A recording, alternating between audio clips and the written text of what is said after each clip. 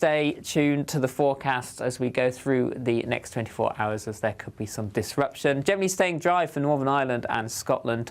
Temperatures here cooler than recent days, 17, 18 Celsius. Best of the sunshine, 22 or 23 Celsius towards the east and southeast. And then through into the evening time, those thunderstorms continue. They do also produce some heavy rain across southern and eastern parts of Scotland as we end the day, generally staying dry for Northern Ireland. The outlook is for it to generally remain unsettled, but turning unseasonably cooler as we get towards the middle of next week. That warm feeling inside from Boxed Boilers, sponsors of weather on GB News. You can be. Good luck. Tune in to Friday Night Live with me, Mark Dolan. GB News royalty with your perfect start to the weekend. Lucky us. Feisty and fearless guests. Well, I'm a normal person, so ask me. Honest opinions that raises more questions than a Gary Barlow tax return. And a few surprises along the way. Might be cold in this studio. That is Friday Night Live with me, Mark Dolan. 8 to 9 only on GB News, the People's Channel, Britain's news channel. Are the newspapers getting you down? My wife didn't divorce me that month. Struggling to separate the wheat from the chaff? I know that it's a bit of a circus at the best of times. Well, don't worry, Headliners has got you covered. We'll take the burden of reading the day's news, and if we get depressed, who cares? It's an occupational hazard, frankly. That's Headliners on GB News from 11 p.m. till midnight, and the following morning, 5 till 6 a.m. on GB News, the comedy channel. Nah, just kidding. Britain's news channel. I'm Christopher Hope. From pop stars to politicians, I'll interview anybody in a pub who's got a political opinion. Join me every Friday on Spotify, Apple Podcasts, YouTube or gbnews.com, or wherever you get your podcasts. This is GB News, the People's Channel. Every Saturday, 10 till 12, we'll bring you all of the news that you need to know. We'll also remind you that there is so much to smile about. It's my favourite time of the week. I get to relax, enjoy some light-hearted stories, and let Ellie teach me about fashion too. That's Saturday Morning Live, every Saturday, 10 till 12. Only on GB News, Britain's news channel. In the GB Newsroom, we bring you the news as it happens. With our team of dedicated journalists across the UK, we're ready to keep you up to date with what's happening every half an hour, every single day. Bulletins here on GB News, the People's Channel, Britain's news channel.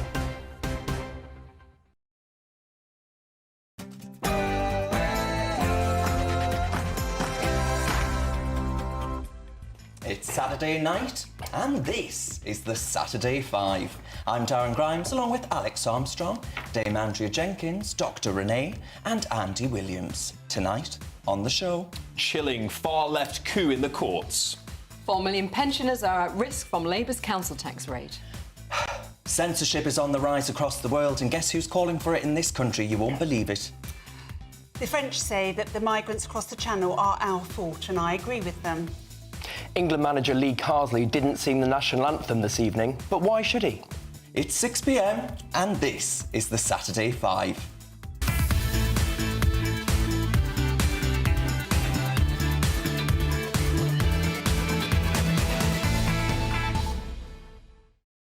A very warm welcome to the Saturday 5. Now, folks, censorship is rising across the world faster than Alex Armstrong sprinted to steal my seat. But rest assured, there's no gag and order here. Wrongthink and dissent are alive and kicking. Until Andy opens his gob, of course. We've got the Dame herself, Andrea Jenkins, and Dr. Renee in the house. Sir Keir Starmer took down Maggie Thatcher's portrait in number 10, and Andrea, never one to mince her words, had some thoughts about that on her way into number 10.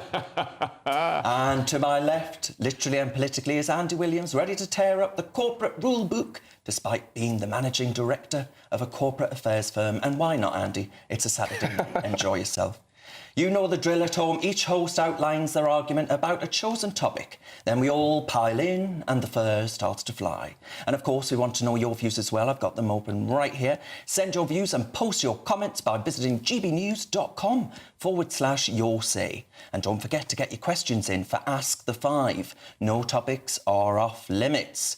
But before we start tearing each other apart, it is Saturday Night News with Tatiana Sanchez.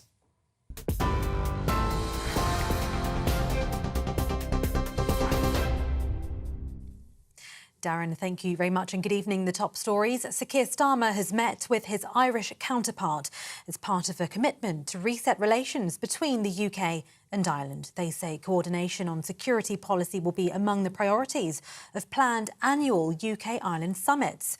The Prime Minister and Irish Premier Simon Harris agreed the terms of the leader-level meetings as they held talks in Dublin today. The annual summits will focus on several key areas, including security, justice and global issues, climate, energy, technology and innovation, growth, trade and more. A joint statement said their meeting marked the start of an ambitious programme towards a renewed and strengthened partnership. The first meeting will be held in March.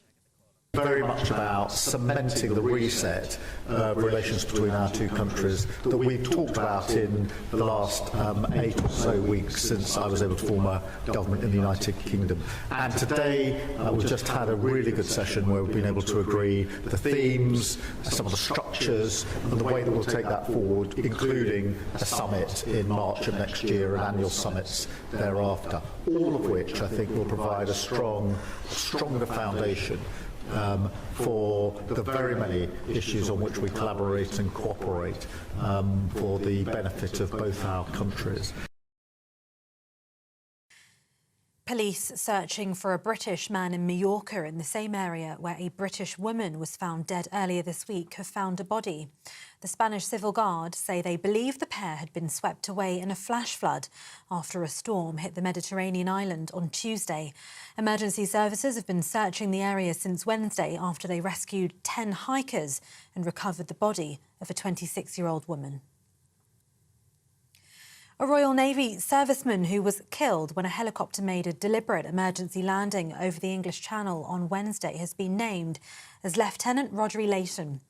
The 3 people were on board the Merlin Mk4 during a night exercise when it ditched off the Dorset coastline, killing the 31-year-old. A statement from Rodri's family described him as talented, passionate, strong and loyal. In other news, the SNP has called on the Prime Minister to U-turn on plans to cut winter fuel payments. Research has shown that close to 1 million pensioners in Scotland received those payments between 2022 and last year. But under new plans by the Labour government, 87% of those would lose that financial support. More heavy rain is expected across the UK today, with many still at risk of flooding. The Met Office has said a new band of heavy and thundery rain will arrive on the south coast today and will make its way north overnight. It says some places could see up to 100 millimetres of rain, and there was a risk of some power cuts and flooding and cause difficult driving conditions. The Prime Minister has paid tribute to the legacy and devotion of the late Queen Elizabeth II ahead of the 2-year anniversary of her death tomorrow. Sir Keir says a new memorial, which will stand in St James's Park in London, will give people a place to honour the late Queen and connect with the shared history we cherish. Britain's longest reigning monarch passed away peacefully on the 8th of September in 2022 at Balmoral Castle. Sport now, and Jack Draper's crashed out of the US Open after being sick 4 times during his semi-final. The British #1 had hoped to emulate the likes of Andy Murray and Emma Raducanu by taking that title, but was ultimately beaten by Jannik Sinner. Draper cited issues with anxiety as the reason for his exit from the competition, describing it as the worst feeling ever. Chances here and there, and I didn't take them, and obviously when you play the best players in the world, you need to do that. And yeah, I obviously wasn't feeling my best and struggled at certain periods of the match, especially towards the end. But you know, Jannik beat me fair and square. He was too strong for me today. And England have taken the lead in their UEFA Nations League tie with Ireland. Declan Rice with the opener just 11 minutes in. That was then doubled by Jack Grealish on the 26th minute. And this is the first test for England's interim manager Lee Carsley following Gareth Southgate stepping down after defeat in the Euros final this summer. Carsley appeared not to sing the national anthem ahead of the game. The 50-year-old former Ireland midfielder had indicated in advance that he wouldn't join in with the national anthem, but said he's respectful of the concept. And those are the latest GB News headlines for now. I'm Tatiana Sanchez. I'll be back with more in an hour. For the very latest GB News direct to your smartphone, sign up to News Alerts by scanning the QR code or go to gbnews.com/alerts.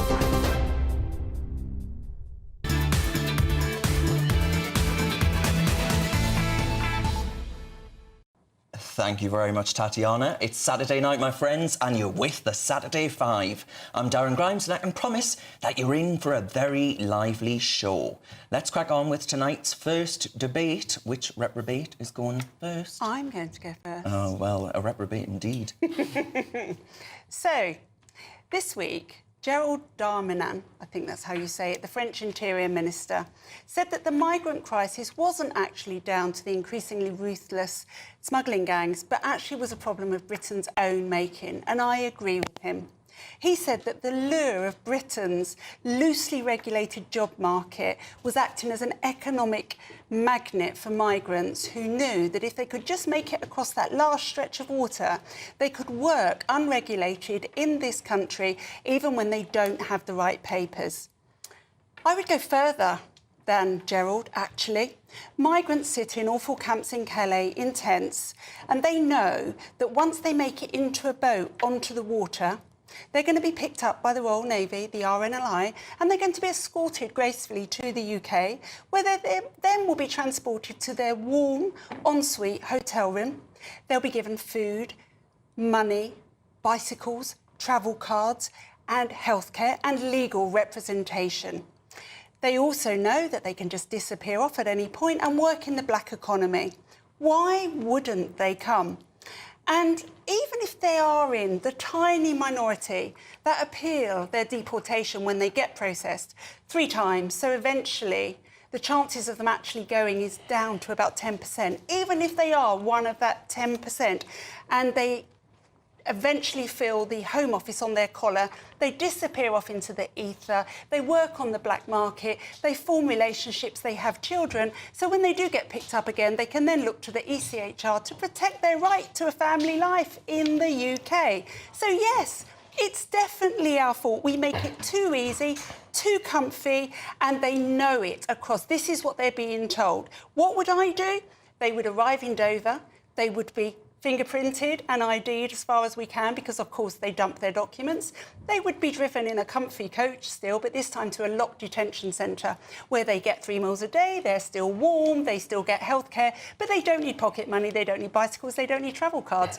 We would then process them, and when they get a no, eventually, they'll be then transported to the country that they should be in. That's my solution, and the French are right. What do you think, Darren? Oh, well, absolutely. I think the issue is, right, once they get here, is 90% is the approval rate in this country. It's crazy. We, compared to, the people keep saying, oh, well, the French take so far more than we do. Well, that's by virtue of their being a massive...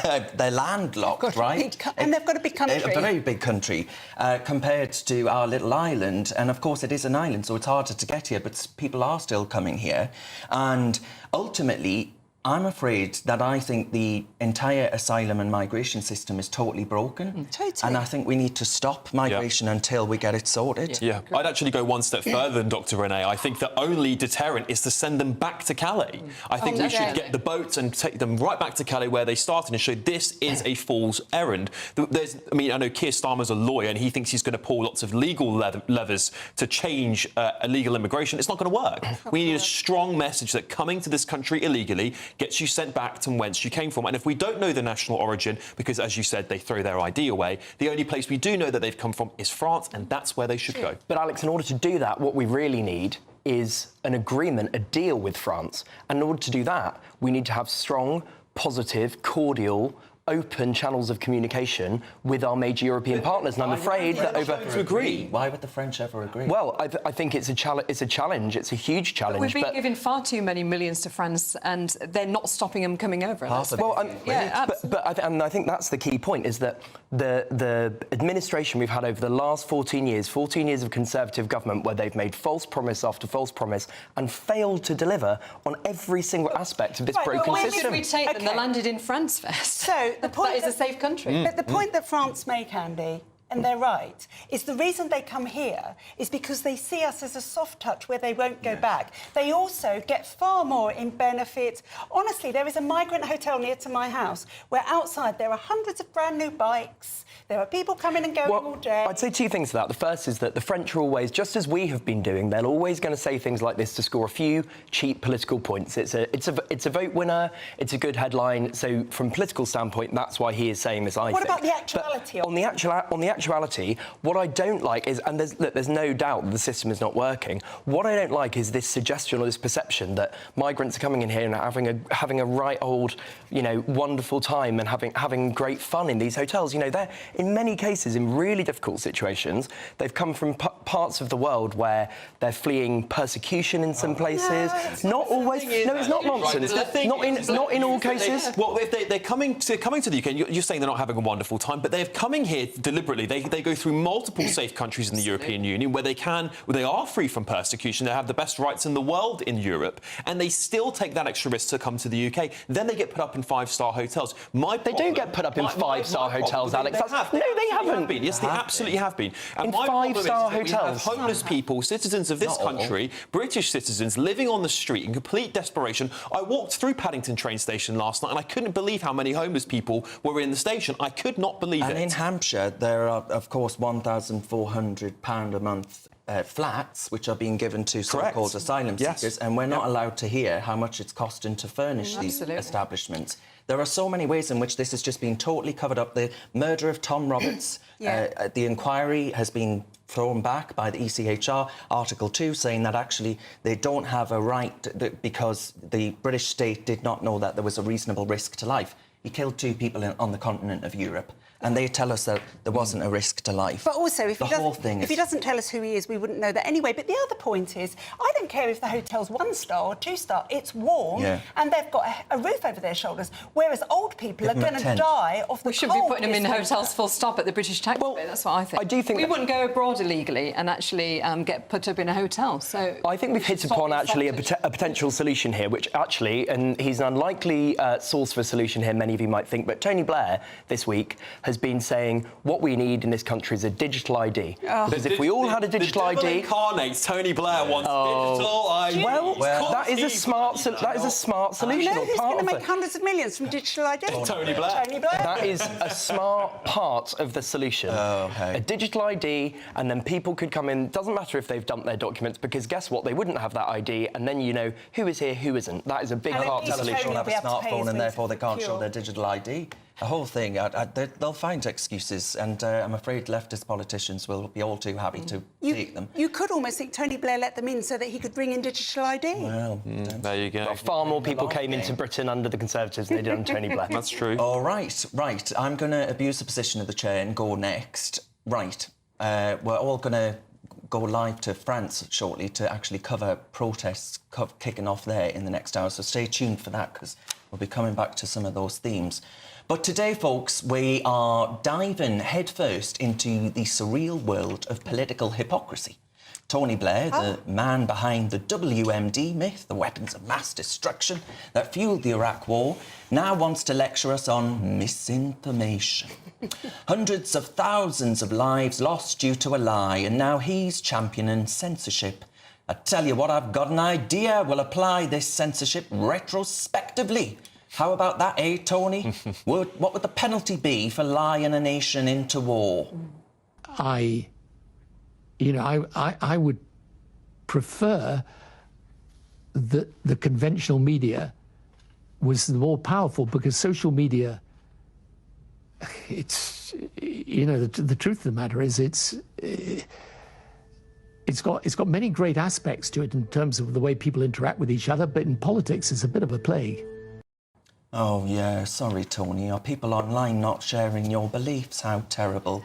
That forked tongue was wagging all the way. And Lindsay Hoyle, the Speaker of the House of Commons, is pushing for tech giants to police our speech. In countries like Brazil and France, they're already pulling the plug on platforms like X and Telegram. This isn't about safety, it's about control. Because stick around, we're only just getting started.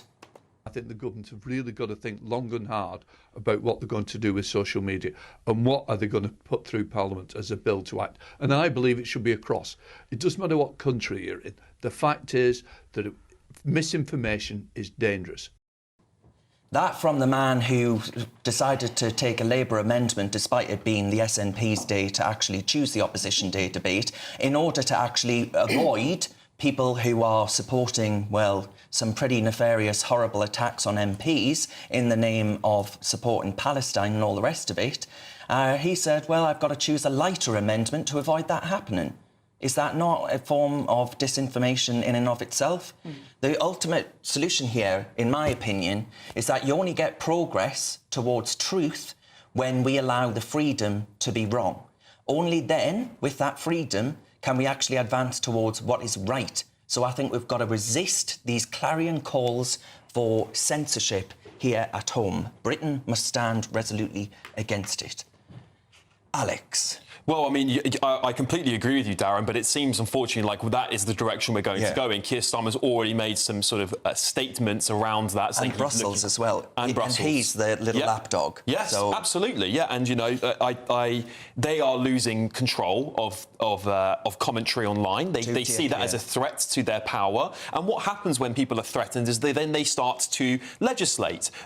For years, we've had social media free on the internet, but only since Elon Musk took over Twitter. Now they want to lock it up. Now they want to crack down on it. That never happened. In fact, before, when Twitter was run by the powers that be beforehand, the FBI and other Secret Service agents had back-end access so they could lock people up, and they censored people en masse. Is the issue not that every totalitarian throughout the history of the world has used censorship as a form of coercion?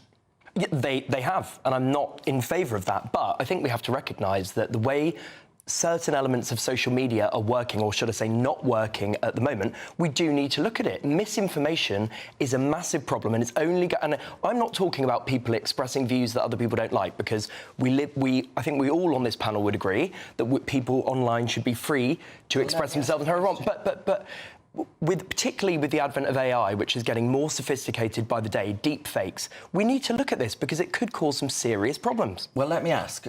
Renee is a doctor. During the lockdowns, she was opposed to many things in the name of public health that were brought about. Would you, because this is what happened to people, would you censor her right to disagree with public health information? No, in the because... name of disinformation? No, because that is an opinion. But there are clearly... No, but we can't banner every single point of view under opinion. There are objective truths in this. There are objective truths in this world, and that might not fall into that category. What about the hope not hate guy? He seems to have gotten let off, didn't he? I'm in favour of applying this even-handedly. What I'm saying, and I'm not. I don't know where you would draw the line, because this is incredibly complicated, right? It's really difficult. That's why no government in the world has cracked it yet. But what I don't think we can say is that social media platforms should be completely free of their responsibility to at least look at... No, I think they should. So I'm going to butt in here, because I was even monitored by the government during COVID. I was on their misinformation list. I've done the SARs, and I saw how much they monitored me, because I was saying that children shouldn't have a vaccine, and I had very good reasons for that, and it turns out I was right. But anyway... My point about this is my misinformation then, somebody decided that that was misinformation. It wasn't. It's about the definition of misinformation and who decides. It goes all the way back to Orwell and 1984. It's newspeak, it's what is misinformation, and I'm afraid we should be allowed to say anything to offend somebody. We shouldn't be allowed to incite hate or violence, but that's a very, very, very The issue is as well, though, we cannot rely on traditional mainstream media to put the truth out there. Yes. It's only through, I mean, looking at during the riots on X, we saw some of the stuff not being reported, and I think it's important that we continue it. Andy, who censors the censor? Yeah, well, that's a perennial question in political philosophy. I get that. But what I'm saying is we cannot have a situation where social media companies have carte blanche to run these platforms in whichever way they like, so that misinformation in some cases can thrive. I'm afraid there are such things as objective truth. The answer is it depends. I know that's not a satisfactory answer, but it's complicated. Right, we'll have to leave that there. Still to come tonight, 4 million pensioners who live alone could face a council tax hike under Angela Rayner's plans, with the cut in winter fuel payments as well. What's Labour doing to our pensioners? Have they got a problem with them? But next, England's interim manager Lee Carsley says that he will not sing the national anthem at matches. In fact, he didn't tonight. Is this really an acceptable way for a man who will lead the national team to behave? You're with the Saturday 5, live on GB News.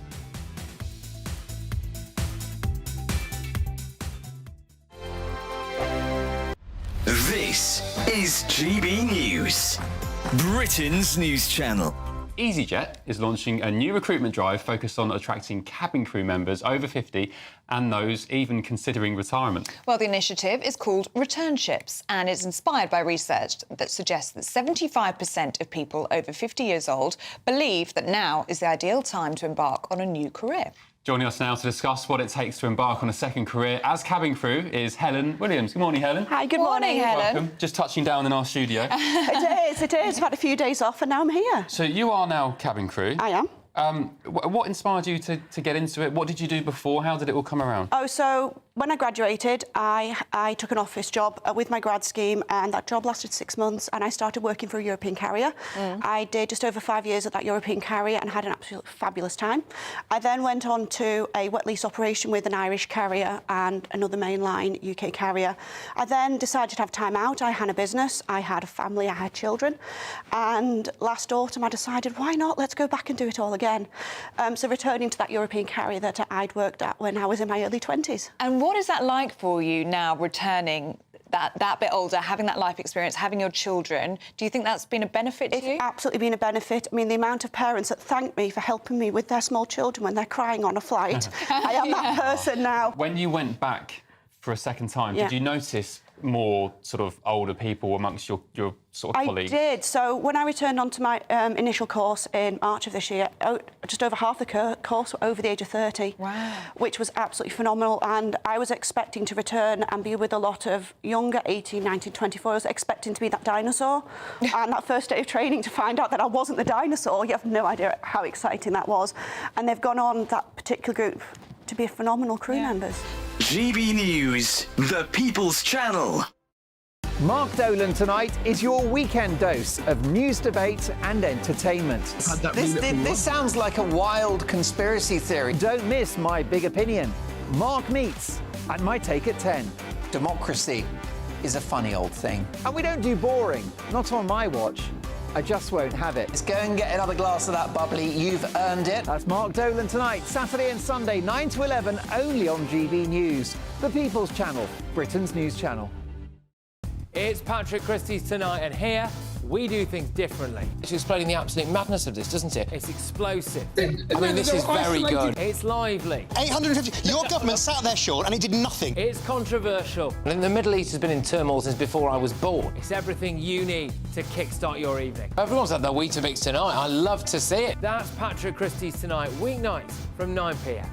Only on GB News, the People's Channel, Britain's news channel.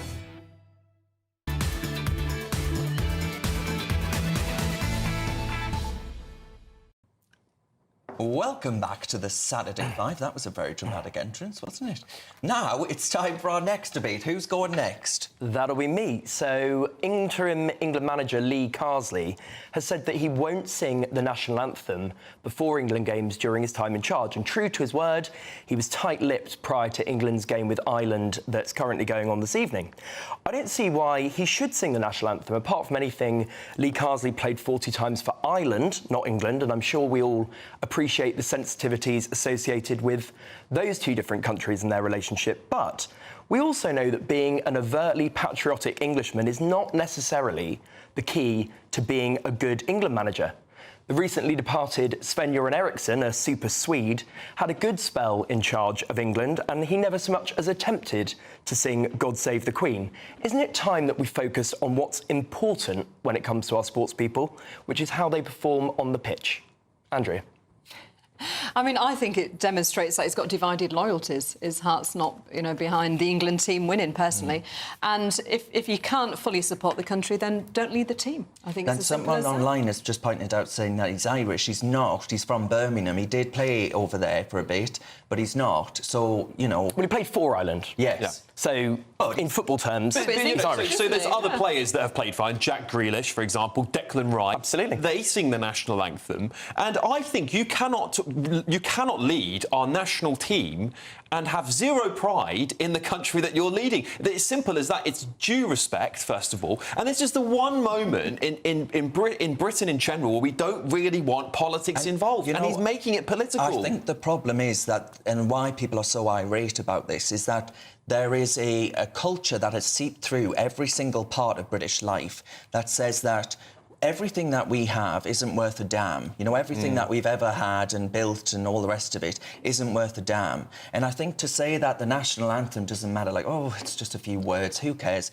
That is a unifying figure that brings us all together before that match that we all take part in and then wish the lads well. And I just can't understand why a manager wouldn't understand the gravity of that, of saying, I'm not going to sing it. Well, look how they changed the logo, though. Yes. With the British flag. Yeah, So the English flag. So I think this is the next step, actually. So when I saw this story this morning, I wasn't that excited about it because there is so much else going on in the world. However, I do agree with you. We need to bring back into classrooms, into everything we do, the British flag, make children proud of it, and that does extend to sport. My son used to play ice hockey for Haringey, and even at that local level, before every match, everybody stood up and they played the national anthem. Yeah, the Americans get this spot on, don't they? Get it Americans are brilliant at this. Absolutely. But, you know, for me, there's just... we saw that survey that came out, what is it, a week ago, that said the pride in Britain is now at 63%. Yes. I mean, it's shocking what's But going on. are you surprised when No, I'm not. young lads are watching their England manager But this is the point. turn his nose up at the national anthem? And they're being told you must take a knee to show your your respect for diversity. And at the same time, it's all right. Yeah, don't I bother bet he singing would the have national taken the anthem. knee, actually. I bet they would have done. Yeah. But Alex, you mentioned that it's not a political thing. Politics shouldn't come into it. Now, actually, God Save Our King, that is a political national anthem. No, now, it's not. I don't know. Of course No, it is. it's not. Now, hang on. I don't disagree. I'm in favour. I sing the national anthem. You see me in a pub before an England game. Yeah, absolutely belting it out. But it is, and it should be down to the personal choice of the players and of the manager. Andy, the reason why people see this as political, and it's certain groups, particularly the Irish and some Liverpudlians, just to be clear, and who usually says this stuff, and some people from Glasgow.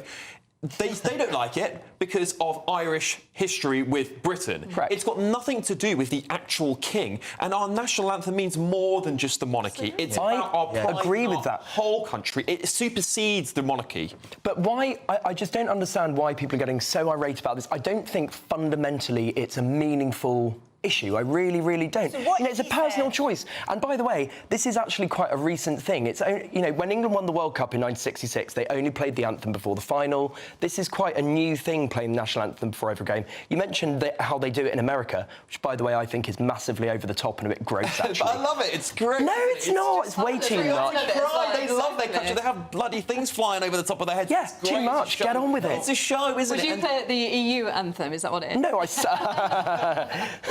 Joy. I mean, it's a lovely piece of music. You know, I just think it's ridiculous. I think he represents our country on the biggest sport in the world, and he should just show a little bit of pride in that and show his players and teach young people that it's okay to be proud. Sport. It is our national sport. He doesn't deserve a job if he can't. Oh, come on! But this is my point: is that we can't be making sporting decisions that about the ability. You know, we need to be looking at the facts about how able they are, how capable they are, their experience, not about whether or not they decide to open their mouth for 60 seconds. Blood, sweat, and tears for England and that football club and believes in this country. But you can do that in different ways. You can show that passion in different.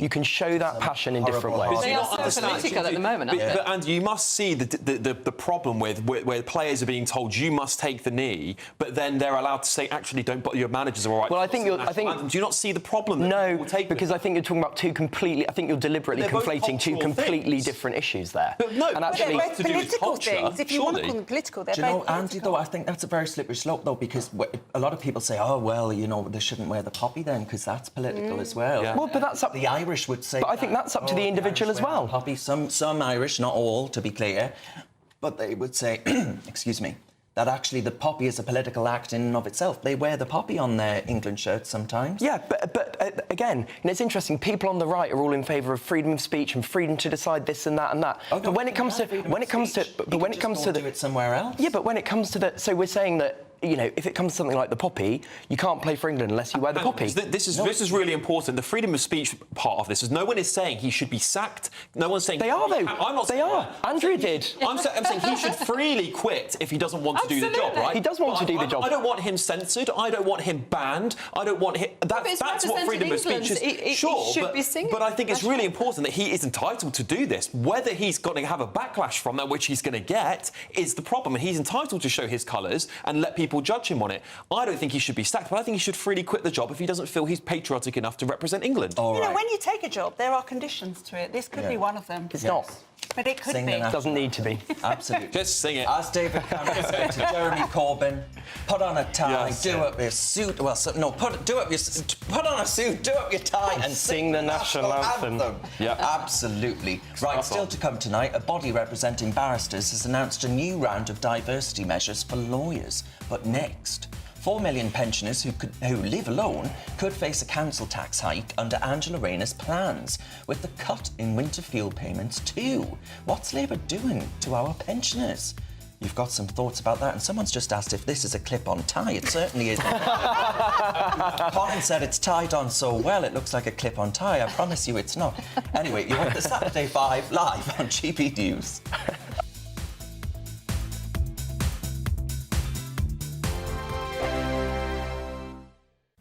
Hello there, welcome to your latest GB News weather forecast. It's turning increasingly unsettled across the UK, particularly England and Wales. We see some heavy rain, some thunderstorms, the risk of some localised flooding. This area of low pressure will bring weather systems across much of England and Wales, some brisk winds at times too, but it does pull away, and then we start to see some colder air filtering in from the northwest as we move through next week. But this evening and overnight into Sunday, heavy rain developing and pushing north across England and Wales. There could be some disruption overnight and first thing Sunday morning. A Met Office warning for the rain out. We could see 30 to 50 millimetres, perhaps locally more than this. Further north, it's drier, temperatures generally staying in double figures.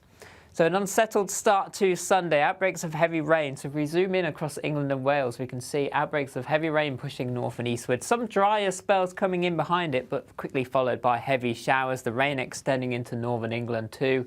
Northern Ireland, parts of Scotland generally drier. Best of the sunshine first thing across central and western parts of Scotland. There's still low cloud affecting northern and eastern areas. Temperatures around the low to mid-teens to start the day. Through the day, this area of low pressure will just continue to give outbreaks of rain through England and Wales, which will be heavy at times. There'll be surface spray on the road, some localised flooding. Thunderstorms developing where the sun comes out across eastern and southeastern England for the afternoon. Cooler and cloudier for Northern Ireland and Scotland compared to recent days. Temperatures here 17 to 21, perhaps 22 or 23, and feeling still quite humid in the southeast in any sunshine. For Monday, that weather system starts to pull away. It turns drier and brighter from the west through the day. Sunny spells, but the wind starting to come in from the northwest, starting to feel cooler, and that colder air filtering further south as we head towards the middle of the week with temperatures below average for the time of year. See you soon. Are the newspapers getting you down? My wife didn't divorce me that month. Struggling to separate the wheat from the chaff? I know that it's a bit of a circus at the best of times.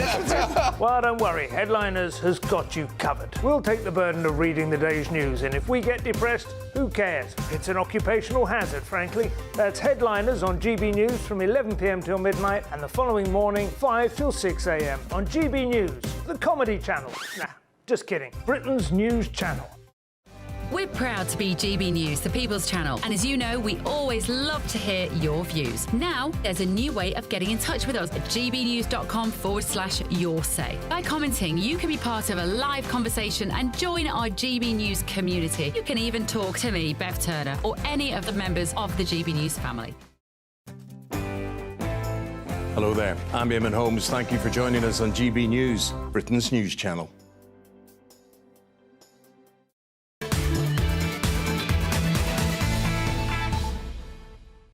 You're with the Saturday 5 live on GB News. Now, who is going up next? I am going to get to some of your emails, by the way, because I know some of you will be getting tetchy. I will get to some after the next break. But who wants to go next? I'll do it, Darren. Oh, bravery, bravery, bravery. Right, 4 million pensioners, widows, divorcees and others living alone could be hit hard by a council tax raid. Now, Angela Rayner has refused to rule out stopping the council tax discount for single-person occupancy. Our pensioners make up half of those claiming this discount, and over 34% of our country will be affected by this. This will mean that 4 million pensioners who have already been hit hard by losing the winter fuel allowance face a bitterly cold winter. Now, I ask, how can Labour continue their financial assault on the British people? They're bringing through policies that were not in their manifesto. They have clearly conned the electorate, Darren. What would you say then to Sir Keir Starmer, who would turn round to you and say, well, Andrea, your lot left us with a £22 billion black hole? But did you see the recent interview today and analysis that something like 9 billion of it is due to the public sector pay rises? Yeah, that is 11 billion quid for climate change aid abroad. Oh, absolutely. And let's not forget the 28 billion for the gold-plated civil service pensions, Keir Starmer's best mates. Yeah, it seems like a complete stitch-up, doesn't it? Well, one of our viewers, Anne, has written in, and Anne says, Darren, the removal of council tax discount also affects single parents, not just completely. exactly. Who work but have universal credit top-up because they are low paid. They don't get council tax paid for unless they're on full benefit. You should come over on a dinghy pet. This means that the move affects women disproportionately, whether it's older widows or single parents. And as some of the affected are working which breaks Labour's promise of not taxing the working. Of course it does. It's age discrimination, sex discrimination and breaking manifesto promises. Not a good look for Cruella Reeves. Oh, that's a new one. Words. We talked about the winter fuel allowance thing last week, and as I said at the time, I am very much in favour of mean testing that. We were giving lots of money to rich pensioners who didn't need it. On the single-person council tax discount, I am not in favour of making changes there. I think there are very good reasons why single people pay less than their council tax. That seems to me very obvious. We need to find the money elsewhere. But where we do need to make changes is with council tax itself. We need to blow it up completely and start again. This is a system where your council tax band is determined by the value of your house in April 1991. That's 4 months before I was born. It's a mad, mad system, and Labour should look at it. Right. And if that means that some people are going to have to pay more council tax and some people are going to pay less, so be it. We need to relook at it. Yeah, we do. You're absolutely right. We do need to look at it because council tax should have nothing to do with the value of your house, which depends on where it is in the country. What it should be to do with is how many people live in that house who are of working age.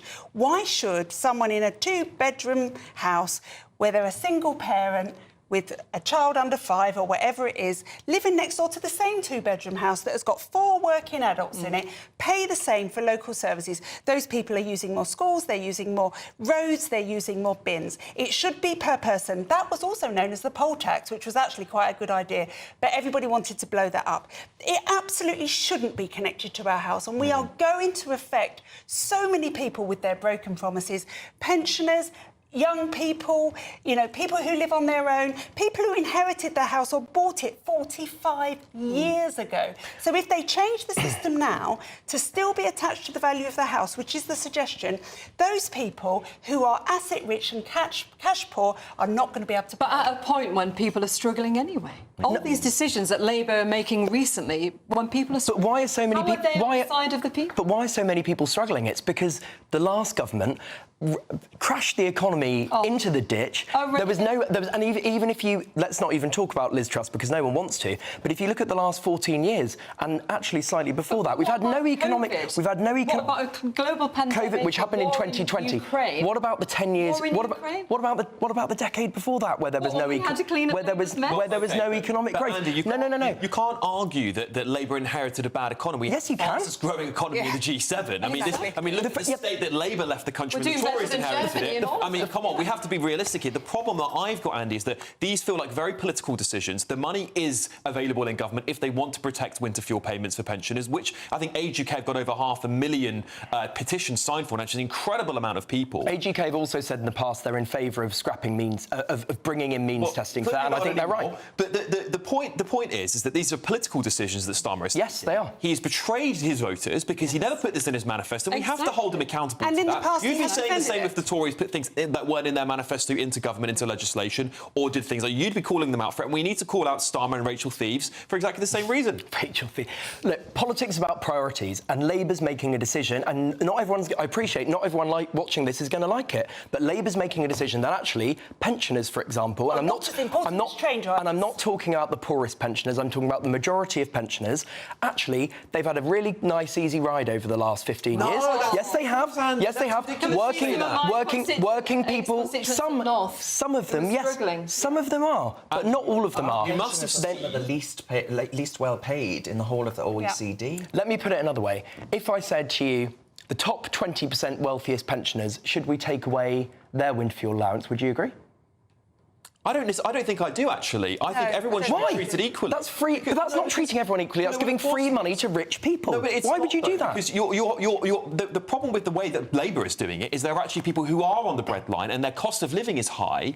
Not necessarily blaming Labour for that, because the Tories have a lot to answer for on the cost of living as well. But you have to make a point and say, right, the Carol Vorderman interview is a perfect one, where that poor woman called in and said, actually, me and my other half are both disabled, living in this house, and we're going to lose our winter fuel payments, and we can't even get out of bed, right? But hang on. Realistic. There are poor people who are going to suffer, and there will be people who die. She would, and there will be people who die this winter. There will be people who die this winter, and they will be on Keir Starmer and Rachel Thieves' But I think there's a bigger point as well. These wealthy pensioners that you're talking about. Let's talk about the ones at the very top.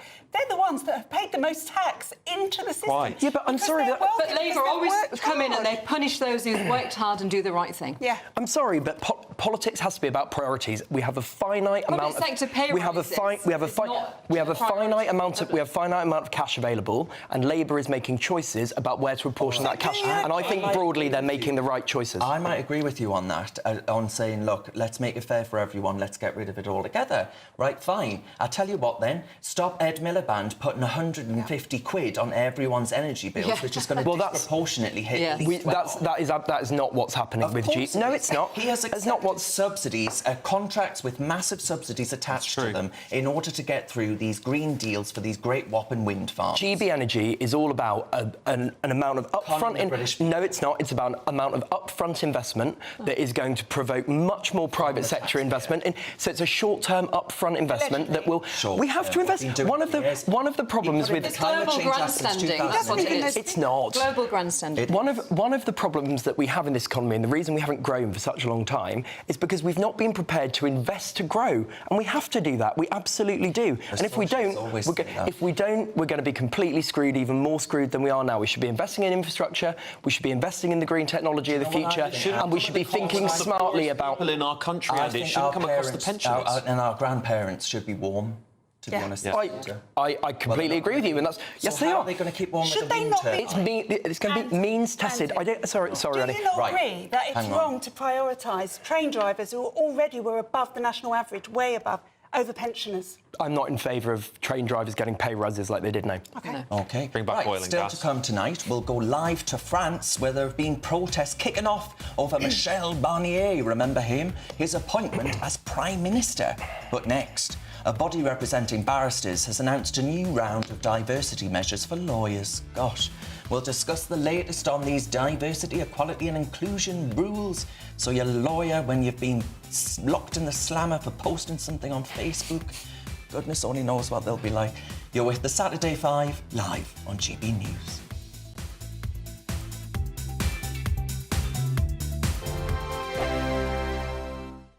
Join me, Camila, for a frank and honest discussion with those in power that cuts through the spin and gets to the heart of the issues shaping our nation.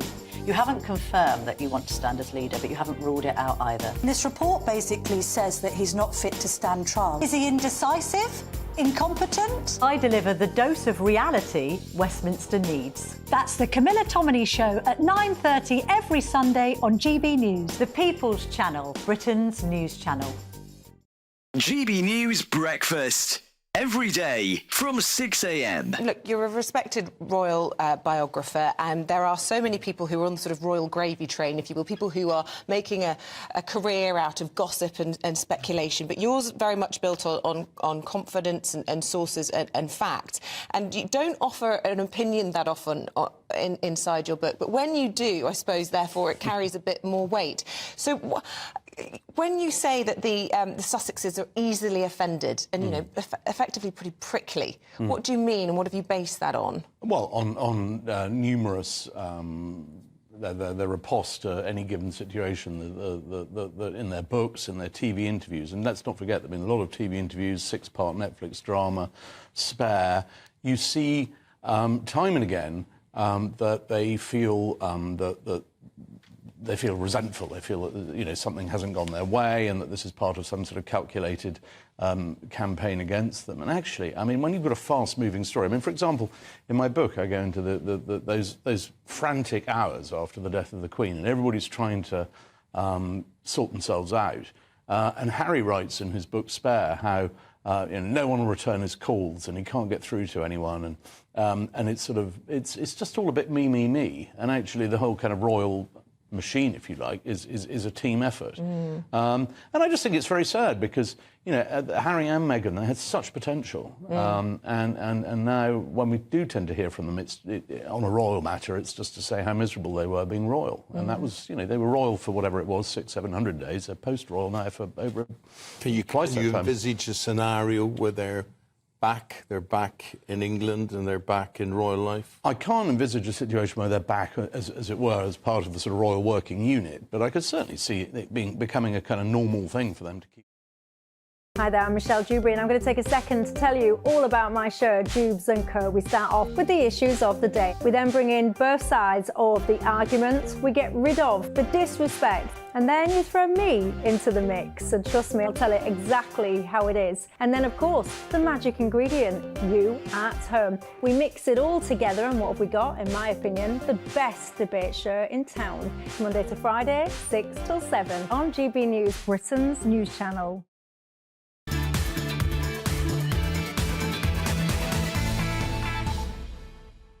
Welcome back to the Saturday 5. As always, thank you very much for your emails about tonight's topics. Someone comments saying that Tony Blair has taken the lead role in the second-rate Dracula movie. Ben says one of the crucial abilities of a nation's football manager is to be able to show pride in the country he's representing. This is not just the UK Football League, it's the football on the world stage, and therefore an issue of national pride. How can he be a role model if he cannot show that crucial role? And Alan points out on the issue of identity cards, if you can fake credit cards, driving licence, national insurance numbers, CVs, etc., you can fake digital identity. And Susan very sagely points out, instead of resetting relations with other countries, which is what Sir Keir Starmer says he's been doing in Ireland today, why not reset your relationship with people in the United Kingdom? You know, your employer, the taxpayer. Yeah. Good one, Susan. Yeah. Then Alan says, how many other foreign countries is Starmer going to suck up to, yet he refuses to open his mouth about what his country's residents are most concerned about? The taboo word, immigration. Yeah. OK, and apparently Andy Williams was a good singer. I assume they're talking about someone else and not you, the crooner. Are you a good singer? I am absolutely shocking as a singer. I'm dreadful. Truly dreadful. No chance. No chance. Right. Give us a line. Time then for our next debate. There's only one person left, so by process of elimination... It's got to be me. It's got to be me, right? Well, and rather shocking news recently. I just read yesterday, a good friend of mine who is a barrister sent me this message. And he said, I'm getting quite fearful for my job. And I asked myself, and I asked him, well, why? And he showed me this potential, very, very serious update to the BSB, which is the Bar Standards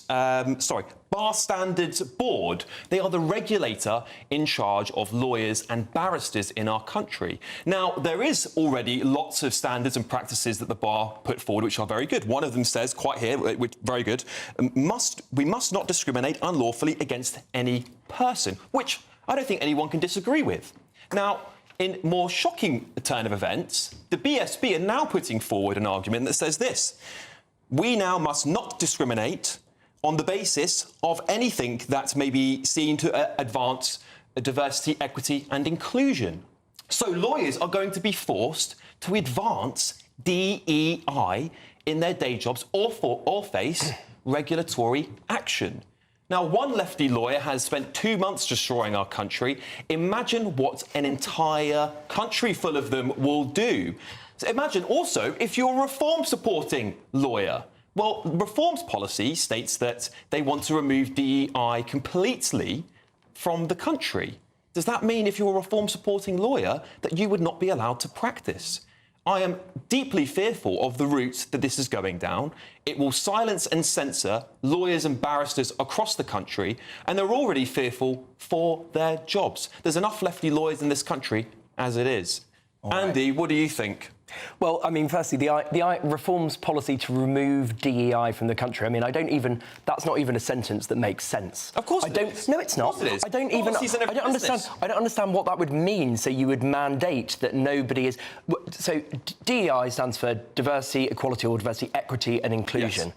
All of those are values that I think most of us fundamentally would think are good things that are worth pursuing. How you pursue them, that is a different question.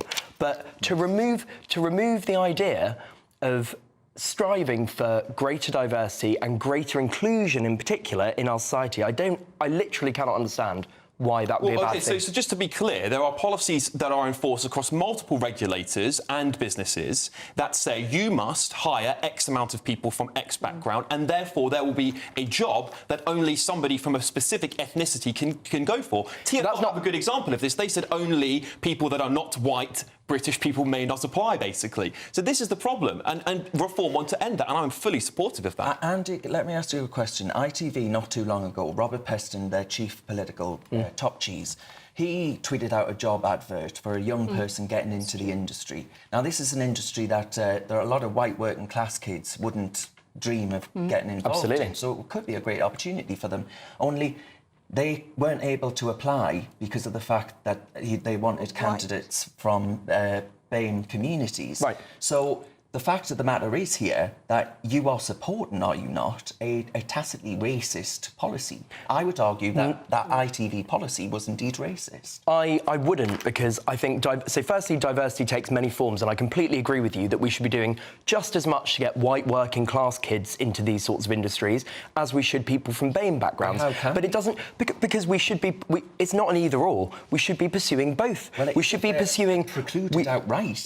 That is one example, but we should be looking at specific initiatives that are encouraging people from that background and also from white working class. It's not an either-or. It can be both. We'll have to leave that on there. Sorry, yes, we'll let you come back after the break. Right, lots more to come on the show tonight. We're going to go live to France to get the latest on the protests that have been taking place there.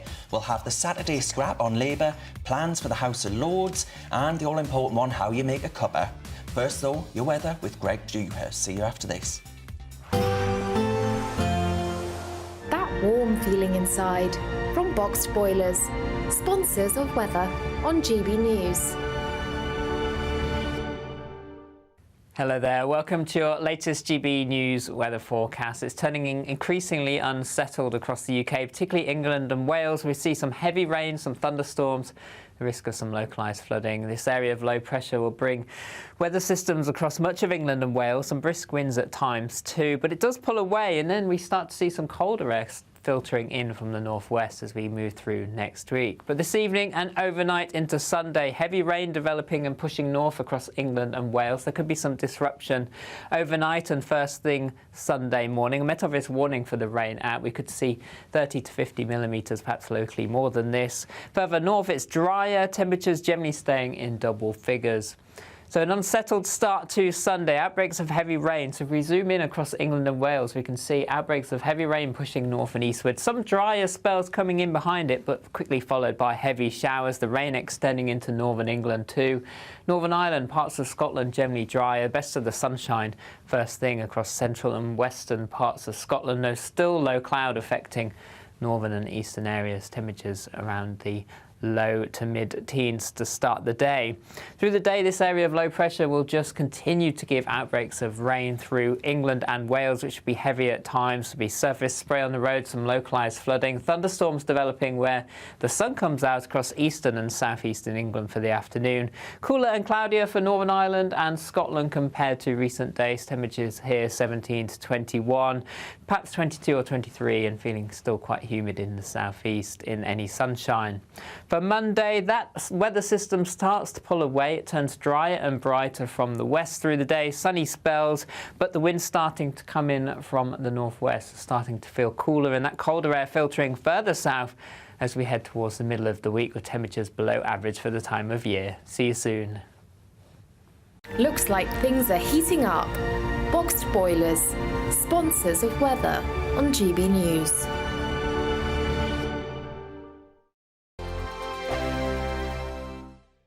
There's an incredible. Good luck.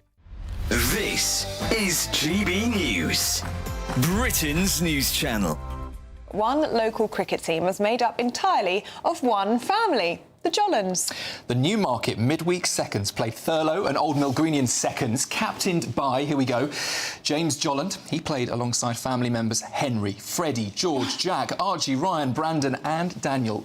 Even if slightly controversial, one of the umpires was a Jolland to Stephen the umpire. Yes, well, the Jolland family mostly live in Wickenbrook in Suffolk and have played for 4 years for Dullingham Village team before it merged with Newmarket. So that's the entire backstory. We're delighted to be joined now by Captain James Jolland and teammate and brother Nick Jolland. Really good to see you both this morning. This is incredible. How did you get the entire family involved in cricket? Well, we started the club about 3 years ago, and it was more friends and family. But then it had this opportunity of this week to get everyone involved, because everyone was back and they all played cricket, various levels, and the youngest being 12, George, and we're all available. So we thought 1 week we'd do the whole team. You booted the friends out for 1 week only? Yeah, they were very good about it. They come and watched. They supported us. How did the other team feel about having an umpire with related ties? Well, the captain of the Thurlow is one of our friends. We do know him, so he was fine with it, and there was no controversial decisions at all. I think it's a fantastic strategy. No, yeah. You could plant somebody. That's the way in a position of authority. It's a great idea. Oh, look, here's the scorecard we can see on the screen with all of your names on there. Some fantastic English names on there. How does it get between the family members? Is it very, very competitive between you all? As you get older, you work on that, don't you? And you keep that competitiveness out of it. And it's really to play with your sons. It's a great thing to do. Yeah, it's a lovely we've thing all to got do. sons in it. That's why we do it. GB News, the People's Channel.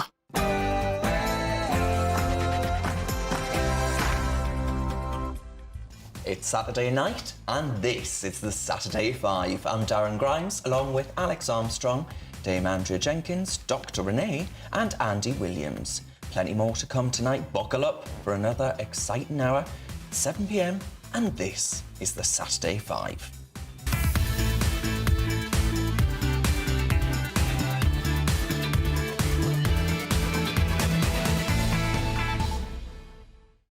So, still to come tonight, we'll go live to France to get the latest on the protests that have been happening there, and also the comments from the French Interior Minister that suggests that the migrant deaths in the Channel were due to failures on Britain's part. Remember, folks, we gave them £500 million to stop the boats. Plus, we'll fire through 5 quick stories in Bunch of 5, including how to make the best British brew. And then we'll be answering your questions in Ask the 5. Send them through to gbnews.com/your say. First of all, though, it is Saturday Night News with Tatiana Sanchez.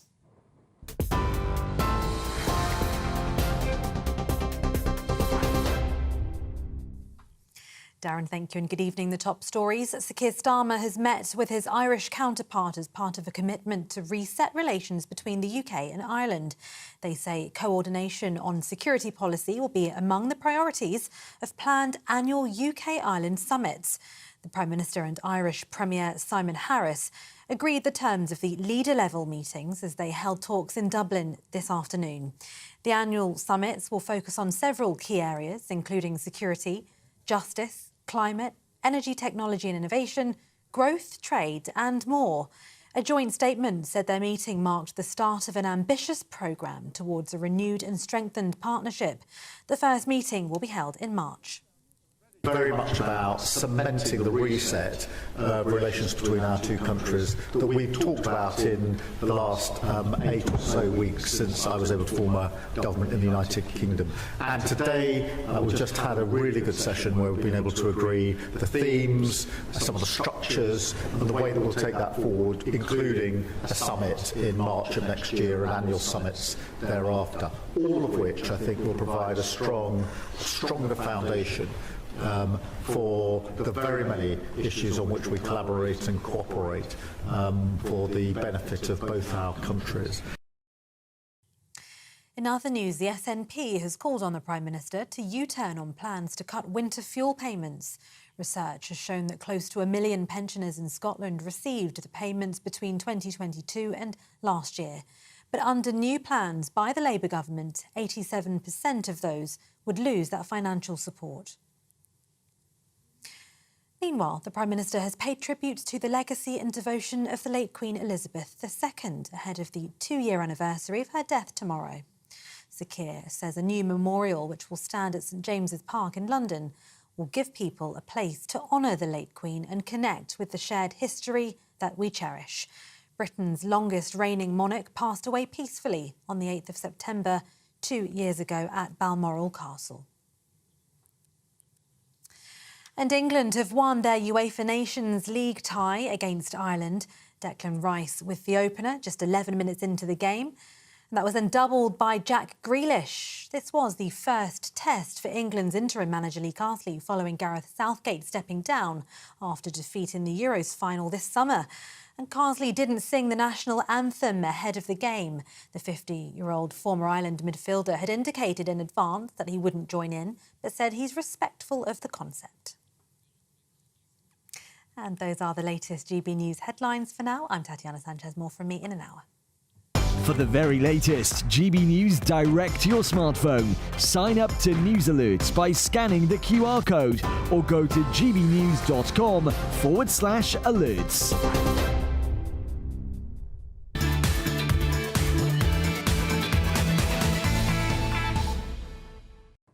It's Saturday night and you're still with the Saturday 5. Thank you very much for your company. I'm Darren Grimes and I can promise that you're in for another very lively hour. I'm going to read out some of your emails before we get to our big guest, because I know some of you are very desperate for me to read you out. Brett says, I agree, too much anti-white racism in the UK. Charles says, Darren, ask your lefty, I assume that's Andy, what happened to the best person for the job? Tell him to listen to Dr. Martin Luther King Jr.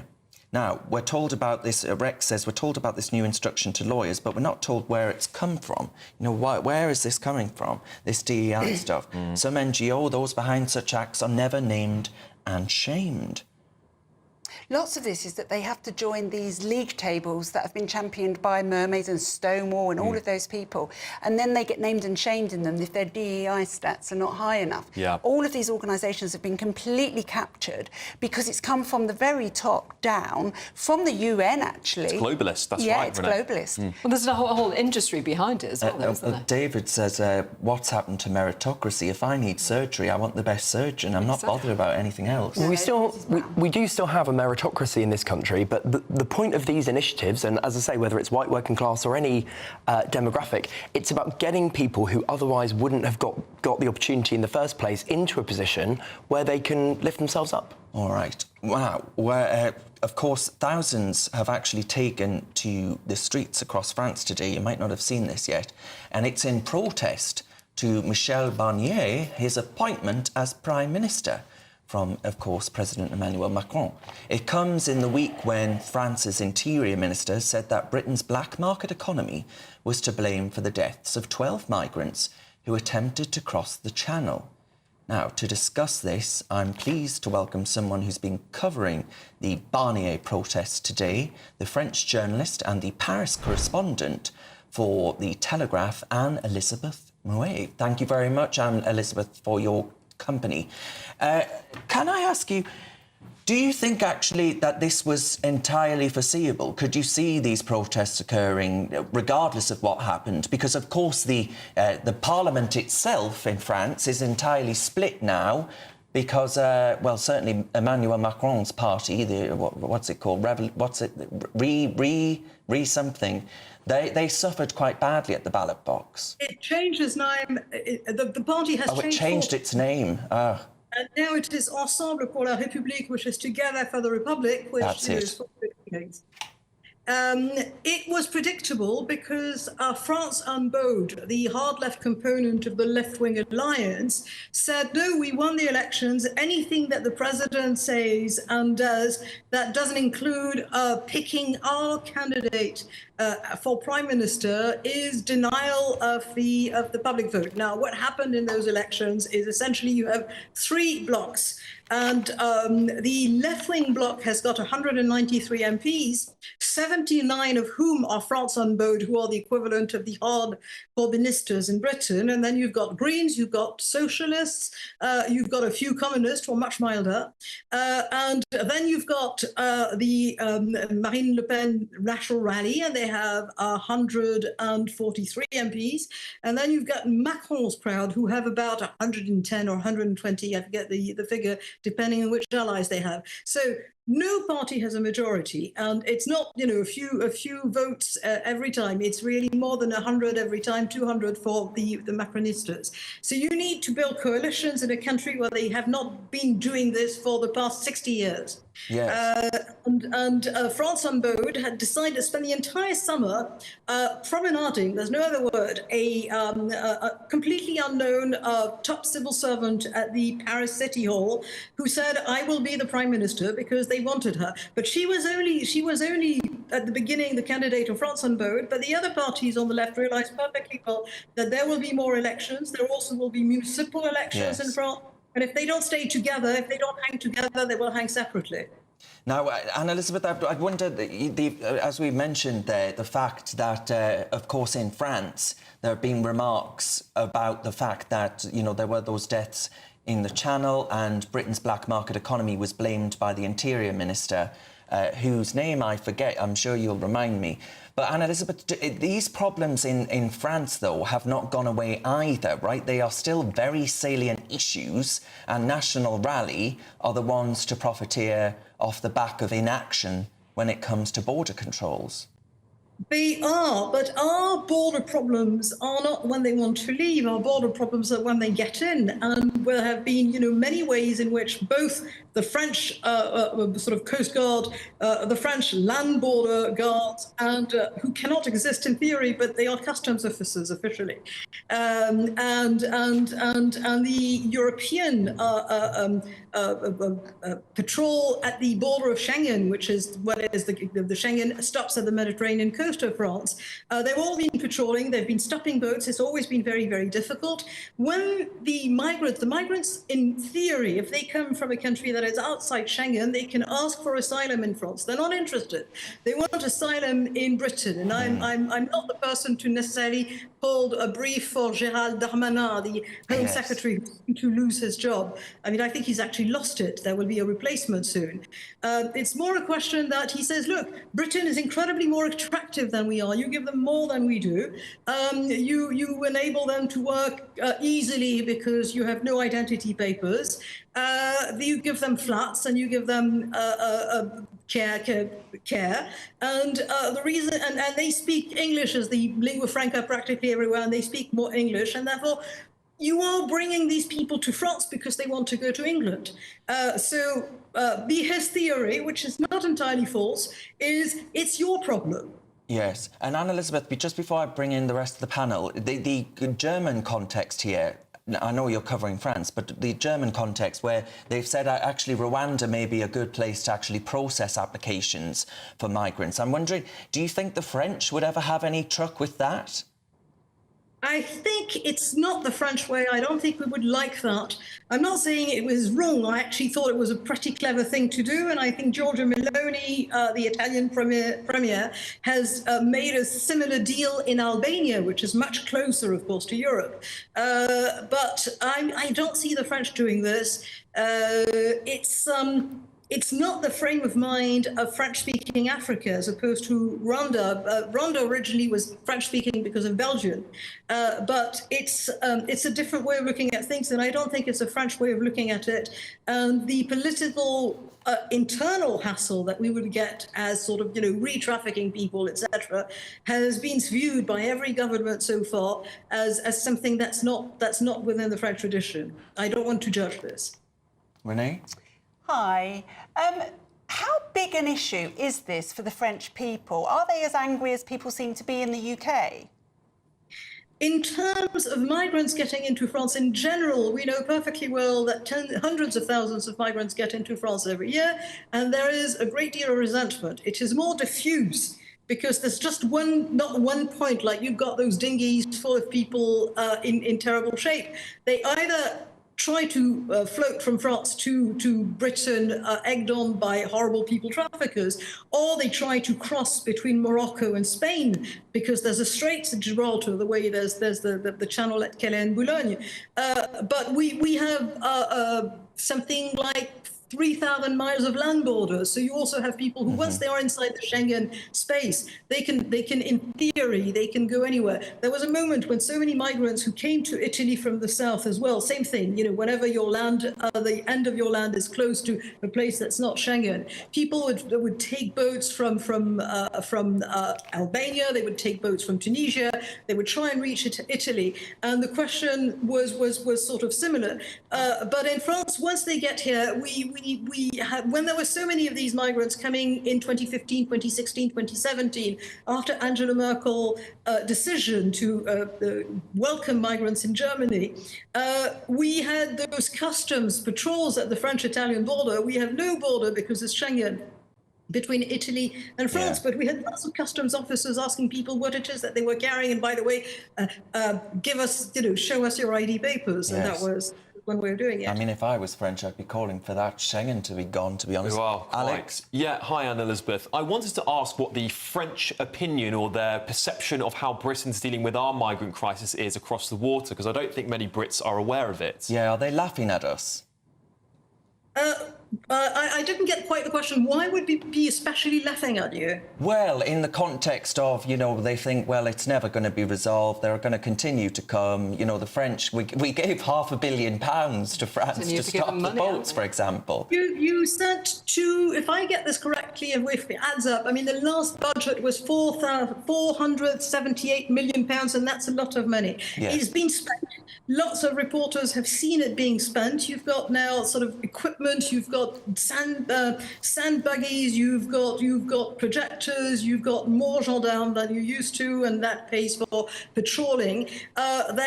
We have weapons, but people are very careful because the people traffickers are armed and they have absolutely no qualms about shooting, and the gendarmes would like to avoid shooting migrants who are pawns in this game.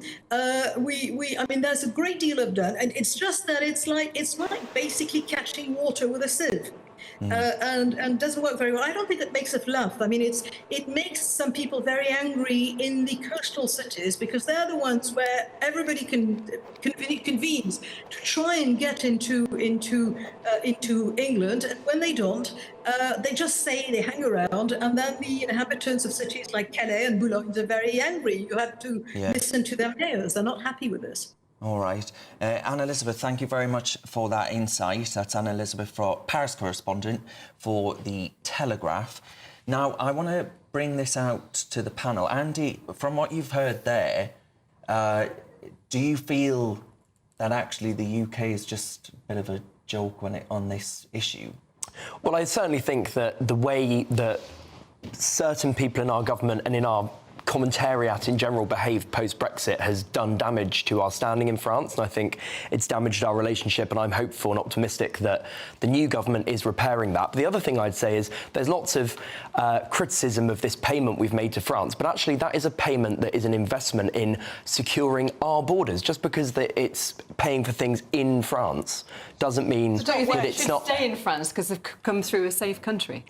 I think they should. I think it depends, and I think in an ideal world they would, and obviously that is down to a negotiation and rebuilding that relationship. And I think we've talked about other solutions today.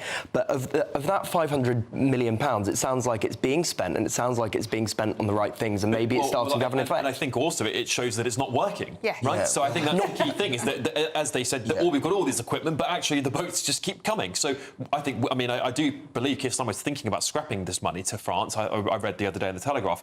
But still, it's a massive waste of taxpayer money. On top of Rwanda, we've spent over $1 billion, I think, on some... Rwanda was one of the biggest... Because he just knows that they're going to continue... But what I'm concerned about is, I think there are going to be even more benefits for migrants under Labour. I mean, only this week, they would not confirm that this social housing will not go to migrants. I don't think there's any plans for Labour to give more... But there are no plans for Labour to give more benefits to... There are no plans for Labour to give more benefits to migrants. I think you're wrong there. Dan Jarvis was on this channel last night, who is a minister in the Labour government, and he refused... Tom Harwood asked him a question and said, where will you put the migrants once they're accepted? 90% approval rates, and they're not going in the Bibby Stockholm, they're not going in the RAF...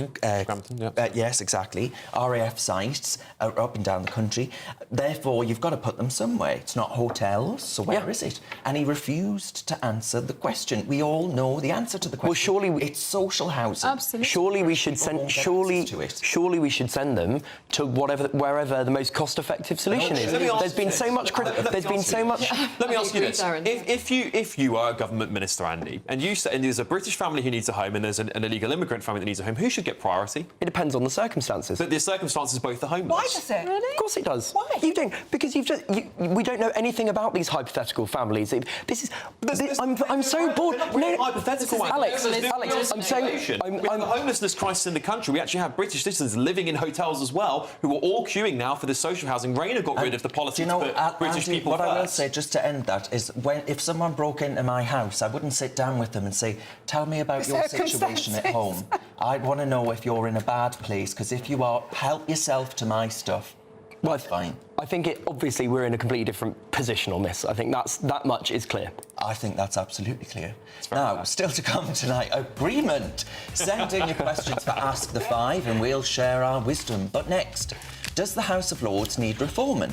Labour have put plans in place for reforms of the House of Lords, and I've just lost my autocue, for plans in place to abolish the 92 remaining seats for hereditary peers. Should they just get rid of it altogether? Well, Dame Andrea Jenkins and Andy Williams will battle it out in the Saturday scrap. See that after the break. You're with the Saturday 5 live on GB News.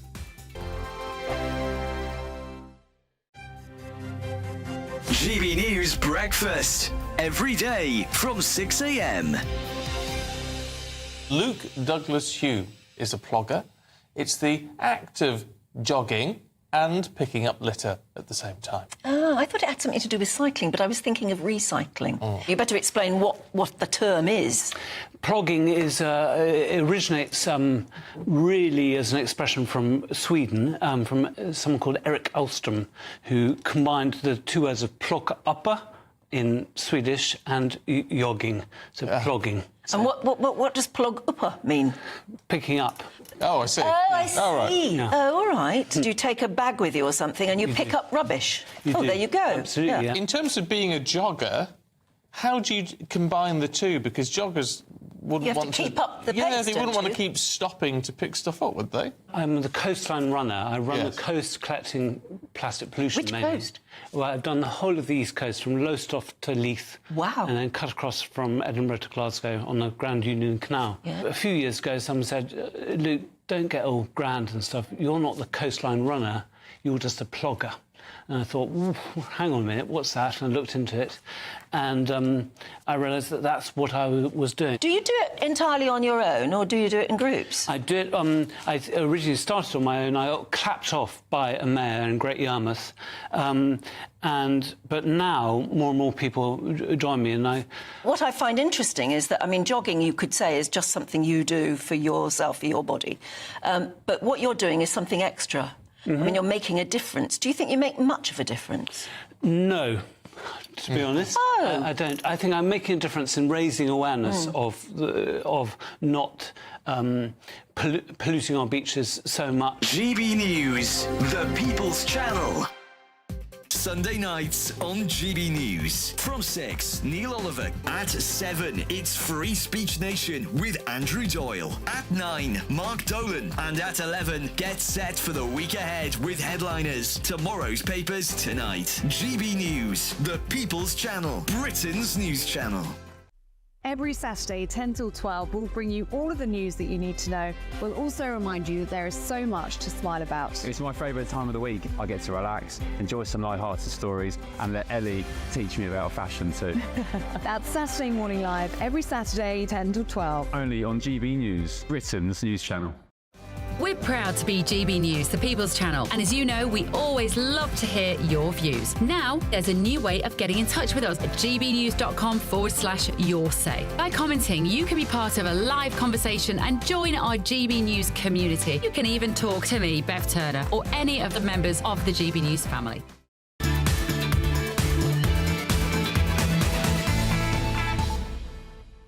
Welcome back to the Saturday 5. Boy, oh boy, that last debate has got you stirring. As always, thank you very much for your comments in your say and about all of tonight's topics.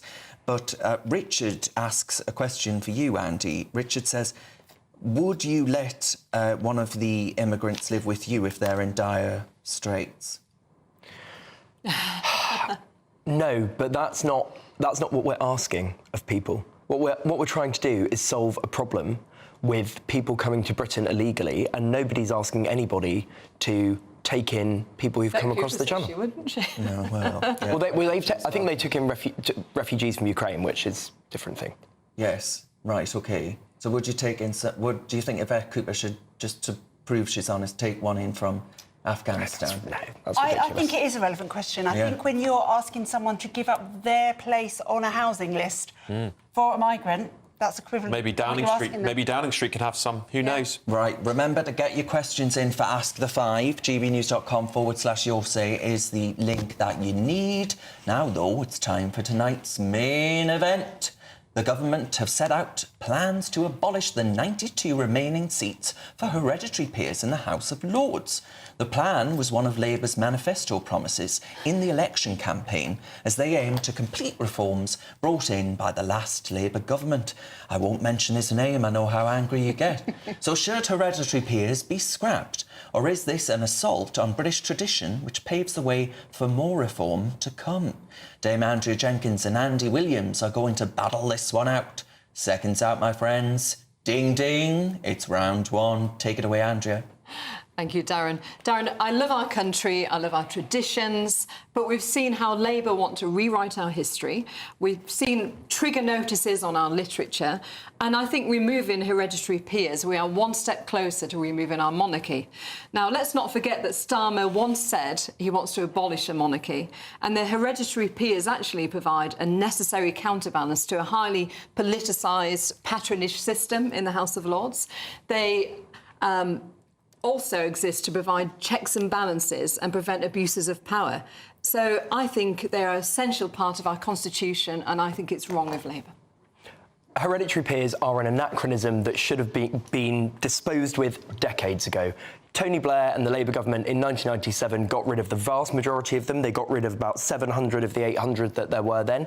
There are 92 left. By the way, every single one of them is a white man, and I think that's a problem because I do think that's a problem. Why should they all be men? Why? And I really, really do think it's not a meritocracy if all 92 of them. I mean, that's just ludicrous to think that in a meritocracy, 92 out of 92 would be men. Do you really think a meritocracy would not produce that situation? You know that because the House of Commons is much more representative these days.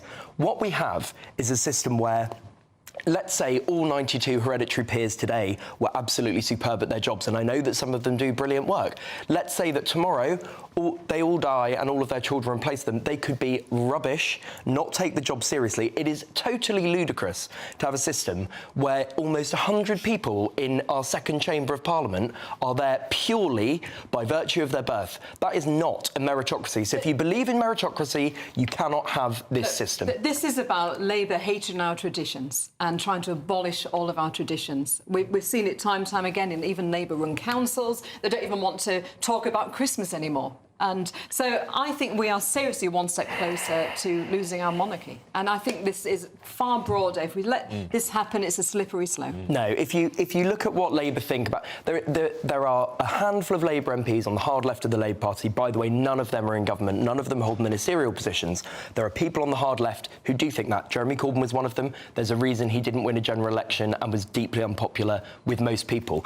Keir Starmer's instincts, and I know he's made comments in the past when he was in his 20s about the monarchy, his instincts are not to touch the monarchy. Keir Starmer on these sorts of issues actually is quite conservative. He really is. He is Flop Starmer. How can you trust what he says? All right, OK. There's a lot of comments coming through about the House of Lords, none of them especially positive. And I think, to be honest, I'm in that position as well, because I tell you what, here's a hypothetical for you.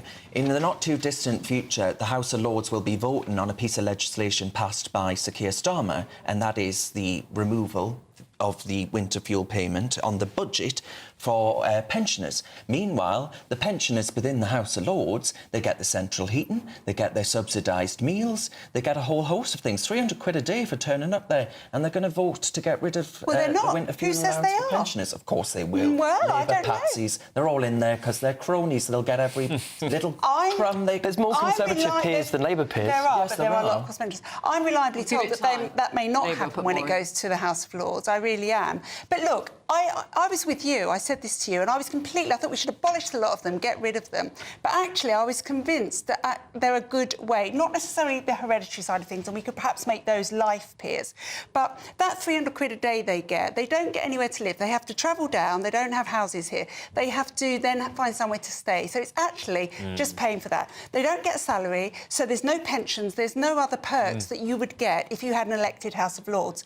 They actually do oppose the government quite often, which is why the Tories couldn't get their plans through so often. So they're quite a good check and balance to the House of Lords. Well, if they're elected... Renee, you know what they checked and balanced?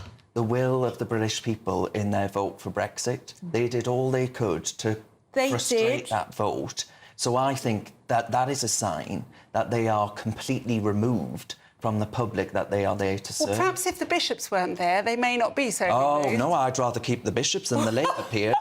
The thing about hereditary peers, right, is that they are some of the hardest working peers in the House of Lords. In fact, most of them do show up. That is compared to many lords. Alan Sugar, I'm going to call him out, who does not show up. But then he doesn't get paid. No, true, but he is still a lord. And he's included in this figure that the government want to get down. You could suggest we get it down to 650 lords, and then you could have 2 out, 1 in. There's better ways to do this than to just say, OK, tomorrow we're going to get rid of all these hereditary peers. I'd also note that Labour are going to put in a rule that says once you hit 80, you're out of the Lords. Well, that's going to be challenged legally as discrimination, and it won't happen. Let's see. But that would then put Dame Hodge and Dame Beckett out of a job, who've just got in, who are both 79 and 81, right? So we've got to have some common sense when we're talking about... He said he was going to... Yeah, of course, he said he was going to ban them, didn't he? He did, and they've just been put in, and they might make very good Lords for Labour, right? So we've got to have some really sensible conversations about what the Lords is, what we want. I don't think we've had an actual conversation in Britain about what we want out of the Lords. It's very old, and it does need a little bit of reform,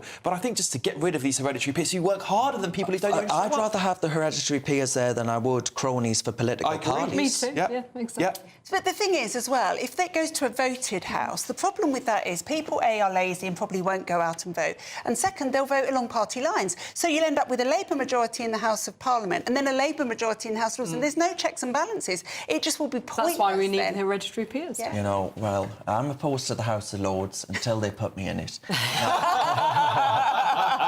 Still ahead. Send your questions, dilemmas and queries for Ask the Five, and we'll share our wisdom. But next, it's time for the Bunch of Five, where we'll run through 5 stories from the past week. We'll cover everything from painting houses, Queen Camilla's hair, that got me into a lot of trouble, by the way. The biggest debate, what's the best British brew? You're with the Saturday Five, live on GB News.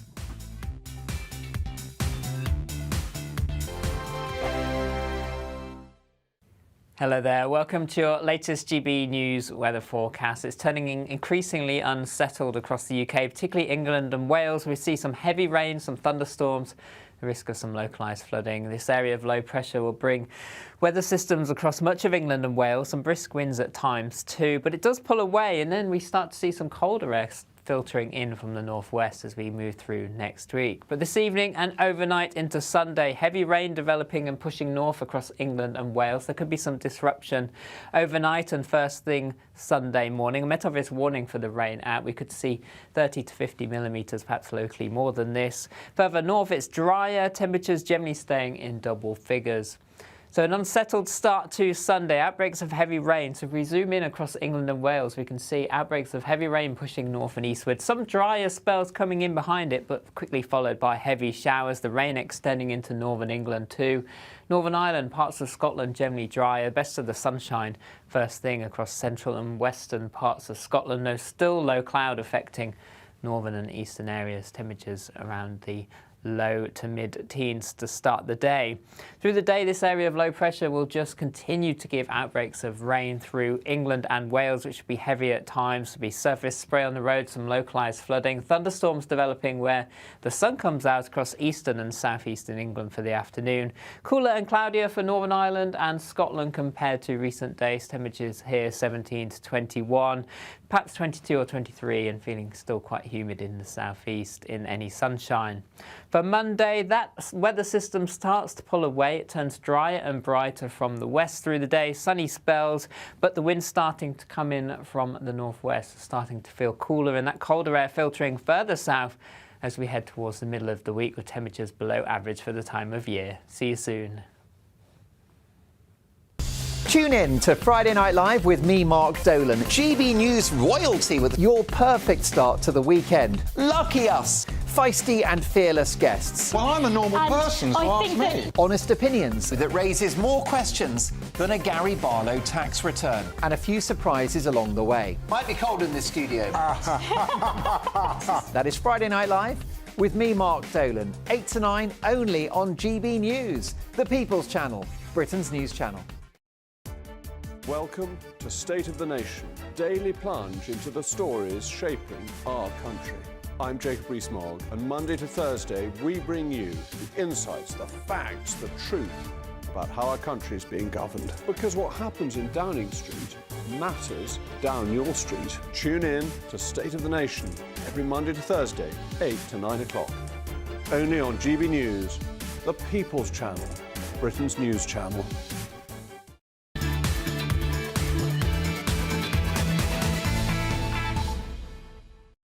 Welcome back to the Saturday 5. As always, thank you very much for your emails about tonight's topics.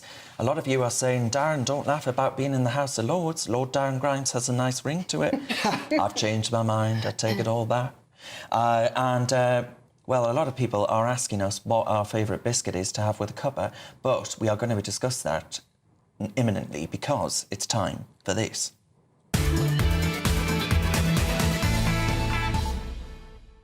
Yes, indeedy, it's the Bunch of Five, our fire round. Alex, what have you got? Right, so should you be allowed to paint your house any colour you like, or should your local community have a say? This picturesque little village called Cross in Somerset has had a beautiful house painted neon pink. So I'm asking the panel, should you be allowed to paint your house ghastly colours?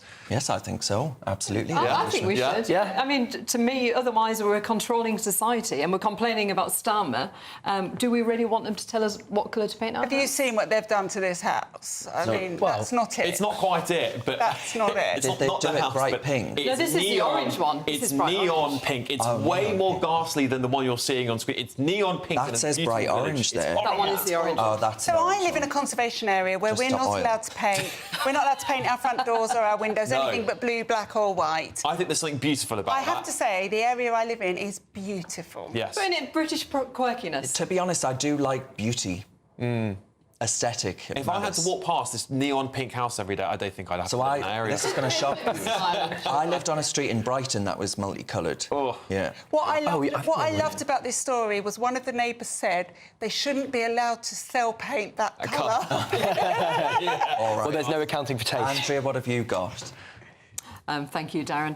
So what I've got is actually Labour are expected to raise fuel duty from October, which will see our drivers pay more at the pump and will mean diesel drivers must pay an extra £260 per year. Now, this is actually a short-sighted move, as it'll impact everybody, not just drivers. It'll affect the price of our food in the supermarkets to the delivery of social care in the communities. Now, Labour are truly tone-deaf to the plight of the British people who are struggling. Agreed. Disagreed. Fuel duty has been frozen for I can't remember how many years, year after year after year. I know, and I completely disagree with you. We at some point we have to say sorry. We can't protect you from every single aspect of inflation. Actually, you know, we should be discouraging people from using cars. They clog up. They clog up. Well, no, but you could have. But you could have. I understand. You could have it. You could have an exemption for. You could have an exemption for businesses and for delivery drivers, but for the ordinary motorist, I'm sorry, it's time you pay a bit more for your petrol. Again, you're discriminating against women because it's women who do the majority of childcare. No, I don't. Well, there you go then. But it's because women do the majority of childcare. When you've got kids, you need to put them in cars to take them to different places. I couldn't actually get to my job and to school without my car, so you're discriminating against women. But no, well, absolutely not. And nobody's trying to ban your car. We're just saying that maybe after a decade or more of fuel duty freezes, it's time for a bit of my council tax goes up, my energy bills go up. Your energy bills are not. Food price is going to go up. Your energy bills are going to go up. Everything is going to go up. That's the message Labour is sending to the voters. Everything's going up. I want to talk to you then about a man having lunch. Apparently, he's not allowed to. This is our colleague, well, mine, Nigel Farage, and he's there having lunch at what is a fancy restaurant. It's his money. He can do what he wants with it. Fair play to him. Nice bit of nosh. And he's been criticised by Richard, formerly of Sky News, Sky Sports, rather, if everyone remembers. And there he is in Mayfair, sat having his lunch with a friend, and he's criticised for it, for not being in Parliament. You're having a giraffe. 2 minutes ago, they were talking about the fact that Angela Rayner needed some time off, so it was fine for her to go party away in Ibiza, but Nigel Farage can't take 2 seconds to have lunch. I mean, should he not breathe next? Well, they would like that. Parliament? Well, also, let's not forget Rayner was spotted having a very fancy lunch not that many years ago, and she got no abuse. The left said, oh, she's allowed to have a fancy lunch, but now when it comes to Nigel Farage, she's not. But also, don't forget, this is Richard Kay. This is Richard Kay, who left his pregnant wife for a younger woman. Yes, he did. You know, this is not a man who's got great moral standing. It was his daughter's friend as well, Yes, it was. Oh, gosh. Yeah. But there's always a constant media pylon on Nigel by the mainstream media. I think, look, across the board politically, if you want to go to a fancy restaurant, if you're an MP and you want to go to a fancy restaurant in your spare time, crack on. That's absolutely fine. And by the way, he's got Nigel Farage to that. I certainly wouldn't. And in fact, no, I'd unchain him from the House of Commons. and in fact, he's got good taste because Scots is lovely. It's lovely. It is lovely, actually. All right, well, hey, the panel of poshos. I've never been. Right, Renee, what have you got? OK, I love Camila. I think she was given lots of hate over the years and she's really, really endeared herself to the British public. However, this week she had a bit of a mare and she ended up on a windy day in summer in the UK looking like Wolverine, unfortunately. I don't know if we've got a picture coming up of this. Well, we've got a picture of what I tweeted. As well. Oh, that's the hair. Fantastic. That's the hair. I got into trouble, Renee, over this photo because I made a joke. You say Wolverine. I actually said, pictured Donald Trump on the campaign trail. And it was just a joke. I love Donald Trump. I love Her Majesty the Queen. But a lot of people were very upset with me for making a joke about those two individuals. Oh. I think it's a beautiful picture, actually. It's an absolutely fantastic. Do you know, I think the Queen would laugh at that. She's got a real sense of humour. Of course she would. I think it shows that she's human, doesn't it? Well, it does, but apparently no one can take a joke these days. No. Look, we've all had bad hair days. I'm having one. Absolutely. I think she looks fabulous. Oh, you do you? Yeah, I do. Would you style yours like that? Oh, if I grow it out a bit, I'll give it a go. I'm going to bring you a Trump wig next time. And put a fan behind me. I'll wear it, yeah. And she's at an RAF base, God bless her, right? So it is going to be It's probably a helicopter. Yeah. Exactly. You're right. But I should think she's gone into the role really well as well. Yeah, she really has. You know, it wasn't a criticism. Calm down. It's a joke. Not everything bit of is an fun. attack on people. We're just having a carry on. It's still allowed, just about. So Keir Starmer hasn't banned it just yet. Give it time. But calm down. Right. Andy, what have you got? Well, we're a nation of tea drinkers, aren't we? Or at least most of us are. I drink coffee, but we are a nation of tea drinkers, and 79 experienced and committed tea drinkers have got together for a blind taste test to determine what truly is Britain's best tea bag. And it turns out that you don't have to pay over the odds for your tea, because Asda and its own brand tea is Britain's best tea, according to the panel. It's because people are skinny because of Star Mohammed. Oh, right, yeah. No, those 2 months. You listen, Yorkshire tea is by far the best tea I'm on going the to agree market. with you. Yeah. I'm a Yorkshire girl and I love tea. Well, I'm so a Yorkshire good. lass and I don't drink tea or coffee. Hey, I'm from the North East, so I drink Ringtons, which is a Oh, little... yes. Yeah. Do you remember the marshmallows? they Yes, used to do as well? yeah. And they used to come The around tea with cakes, biscuits wasn't as it? well, yeah. Well, in London we drink Yorkshire. That's right, that's right. So Yorkshire came third, but you can't top an Asda brew, apparently, so there you go. It's probably Yorkshire as the branded. Actually, yeah. So one of our questions, Wendy said, what do the five think is the best biscuit to have with their cuppa, and do you dunk? Digestives dunk every time. Absolutely agree with Renee. Classic. Renee, there is 100%. no way that you've had a digestive biscuit. You've got the body of a goddess. I'm a Bourbon girl. You're a Bourbon girl. Oh, no, they should be illegal. Oh, no, I love that. Do you know what? I don't think there's a bad biscuit. Is there? Is there a bad biscuit? Yes. Jammy Dodgers? No, they're brilliant. Jammy I Dodgers? love Jammy Dodger as well. White digestive, white chocolate digestive, surely Okay, not. white chocolate. That's taking No. They exist, and it's going too far. Whoa. It's going too far. It's just because it's white Andy that you've got. I was going to say that you lined yourself up for that one. I did, yeah. DEI chocolate bar. Is there no biscuit that you absolutely hate? I tell you what, fig rolls. Oh, yes. I would still dump one in a cup of tea.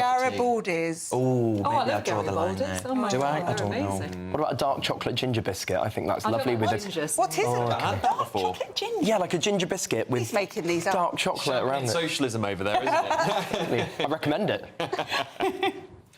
Yes, well, more emails coming in thick and fast that aren't tea-related. And Jonathan has a good point on the fact that the hereditary peers in the House of Lords that we were discussing earlier are the only democratically elected members of that chamber. That's true. Reposted with elected included in the sentence to help it make sense, There he you says. go. So thank you, Jonathan, because, yeah, well, I think that's correct, to be honest. Good point. It's a good point. So, by that token, keep them. Keep them in. Keep them in. Andrew's happy. Everyone's happy. Keep them all. But then Gerald says, scrap the Lords. It's a hive of con people who are there for the cash and the contacts they make to further their nest. There's some great Lords, though. There's some brilliant Lords. They do such good work, some of them. And I get some of them are very political, but they understand how Parliament works, and they're sometimes best placed to challenge the government. And, you know, I don't agree at all. I think we should keep the Lords. We should reduce the numbers, but we should keep the Lords. I agree. Hang on. So how does someone who's made a donation say to a political I disagree with that. party? Yes, How do they know the undertakings No, of no, Parliament? I mean, like, people who have been in politics who then get elevated to the Lords. I Look, think we've they got add a lot of value. Not scientists, donors. we've got business people. Look, They have value. my friend's in the Lords, and she's just messaged me saying that most of the hereditary peers actually go through hustings. Yeah. The they ones do, who are you're appointed right. don't. Yeah. I think that's a valid Yeah, point. yeah. They So have to... Just because your daddy died doesn't mean you're going into the Lords. Listen, I think the public should worry more about who's sitting in So the thank House you, of Catherine, Commons. by the way. Yeah. Worry more about who your MPs are than who is sitting in the House of Lords, because the House of Lords have got no real power at the end of the day. It comes down to your parliamentary MPs, and that's the ones you should be concerned about the most. I think a bit of harmony's broken out here, because I agree. I think many of these appointed peers bring a lot to the table. Yeah, the key thing is making sure that the people who appoint them, who haven't always made brilliant choices in this respect, where there are proper parameters and that it's transparent. All right, still ahead, folks. We're going to answer all of your questions in Ask the Five. No topics are off limits. I wonder what you'll have in store for us this week. You're with the Saturday Five, live on GB News. Good afternoon, Britain. Your lunchtime update on the stories that matter across the UK.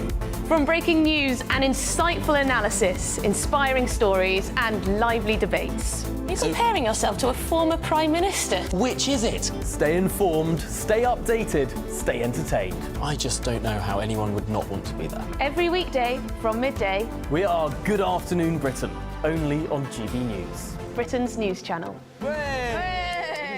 Sunday with Michael Portillo from 11, only on GB News.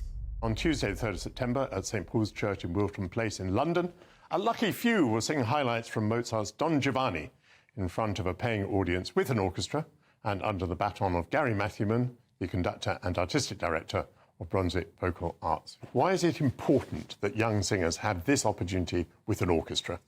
There's a gauntlet, if you like, that I think lots of young singers have to run between finishing the relative comfort of their conservatoire education and becoming firmly established as professional singers. Lots of the ones who show real verve and real promise and work really hard end up for a little bit too long being trapped in a kind of cycle of being the understudy, but some of them are ready to kind of go that extra mile and reach that next milestone.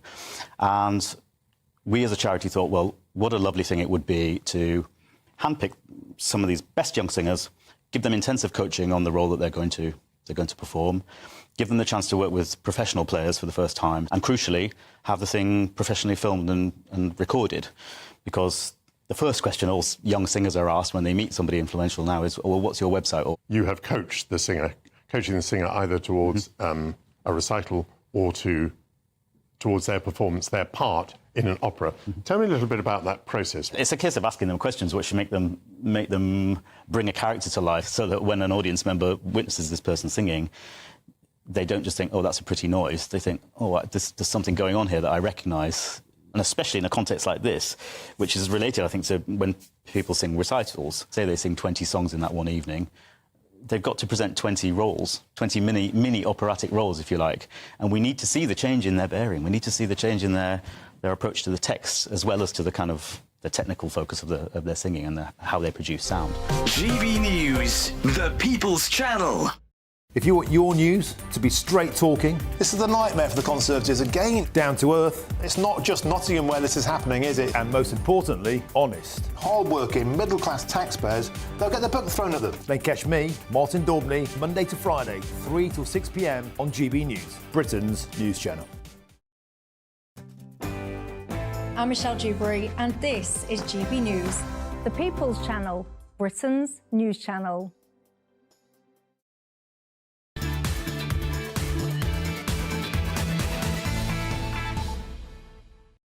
Welcome back to the Saturday Five, the programme where we bring you all the breaking news, like Nigel Farage having lunch. All the best news. As always, though, thank you very much for all of your emails and messages about tonight's topics. Speaking of which, though, it's time for this.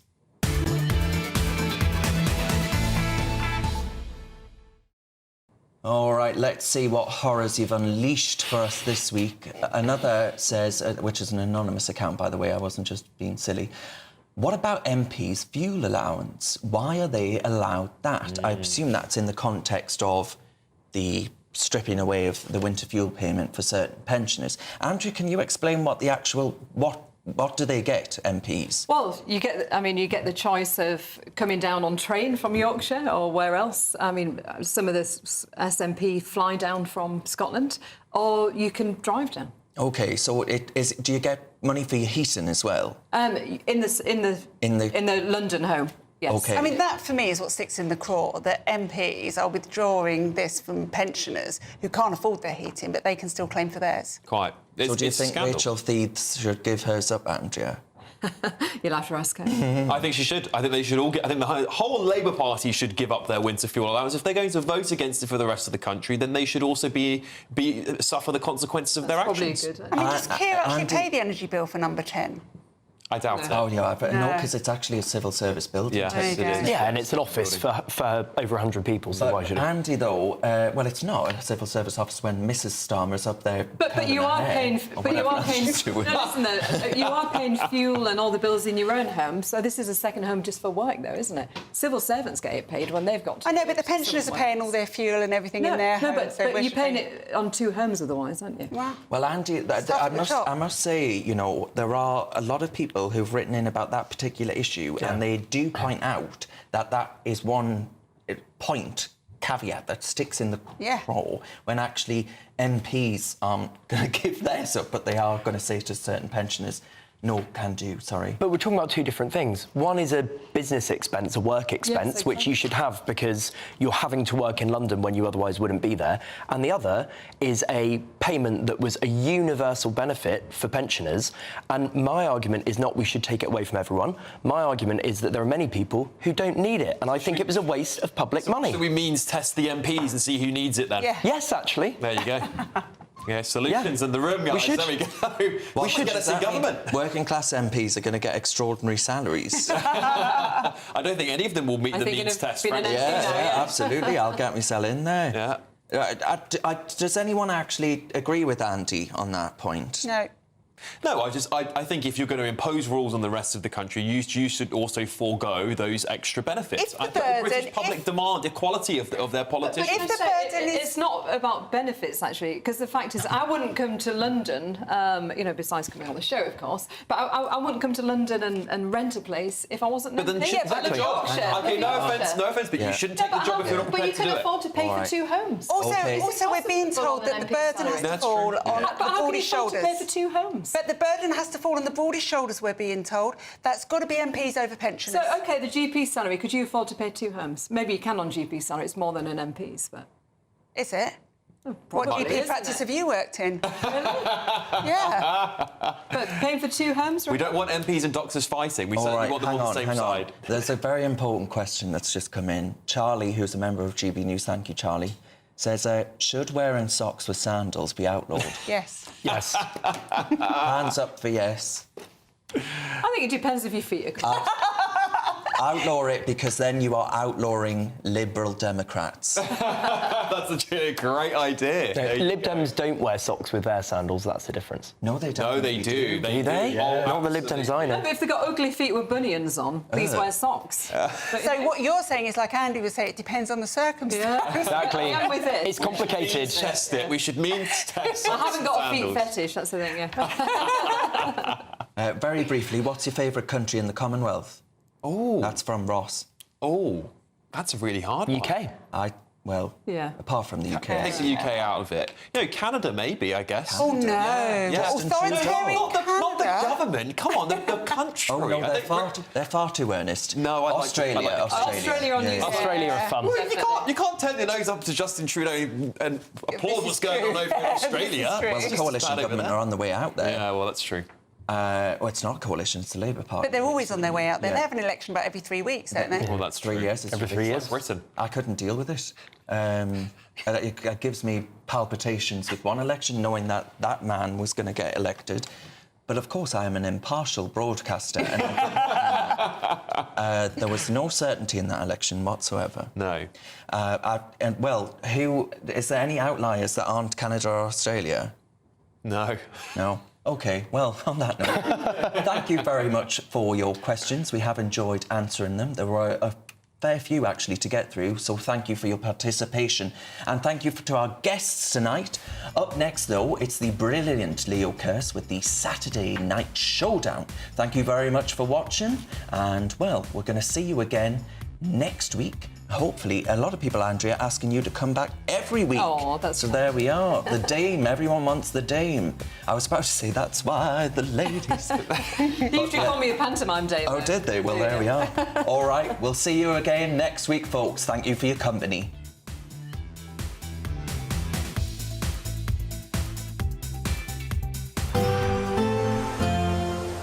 That warm feeling inside from Boxed Boilers, sponsors of weather on GB News.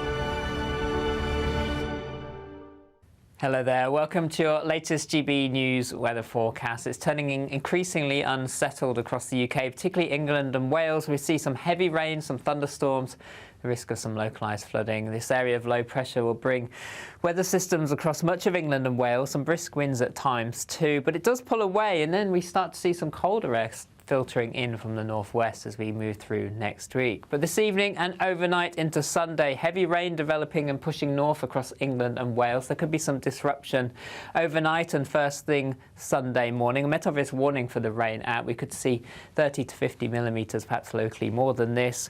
Further north, it's drier, temperatures generally staying in double figures.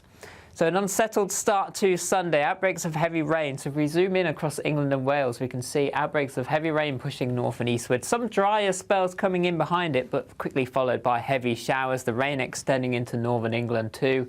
Northern Ireland, parts of Scotland generally drier. Best of the sunshine first thing across central and western parts of Scotland. Though still low cloud affecting northern and eastern areas. Temperatures around the low to mid-teens to start the day.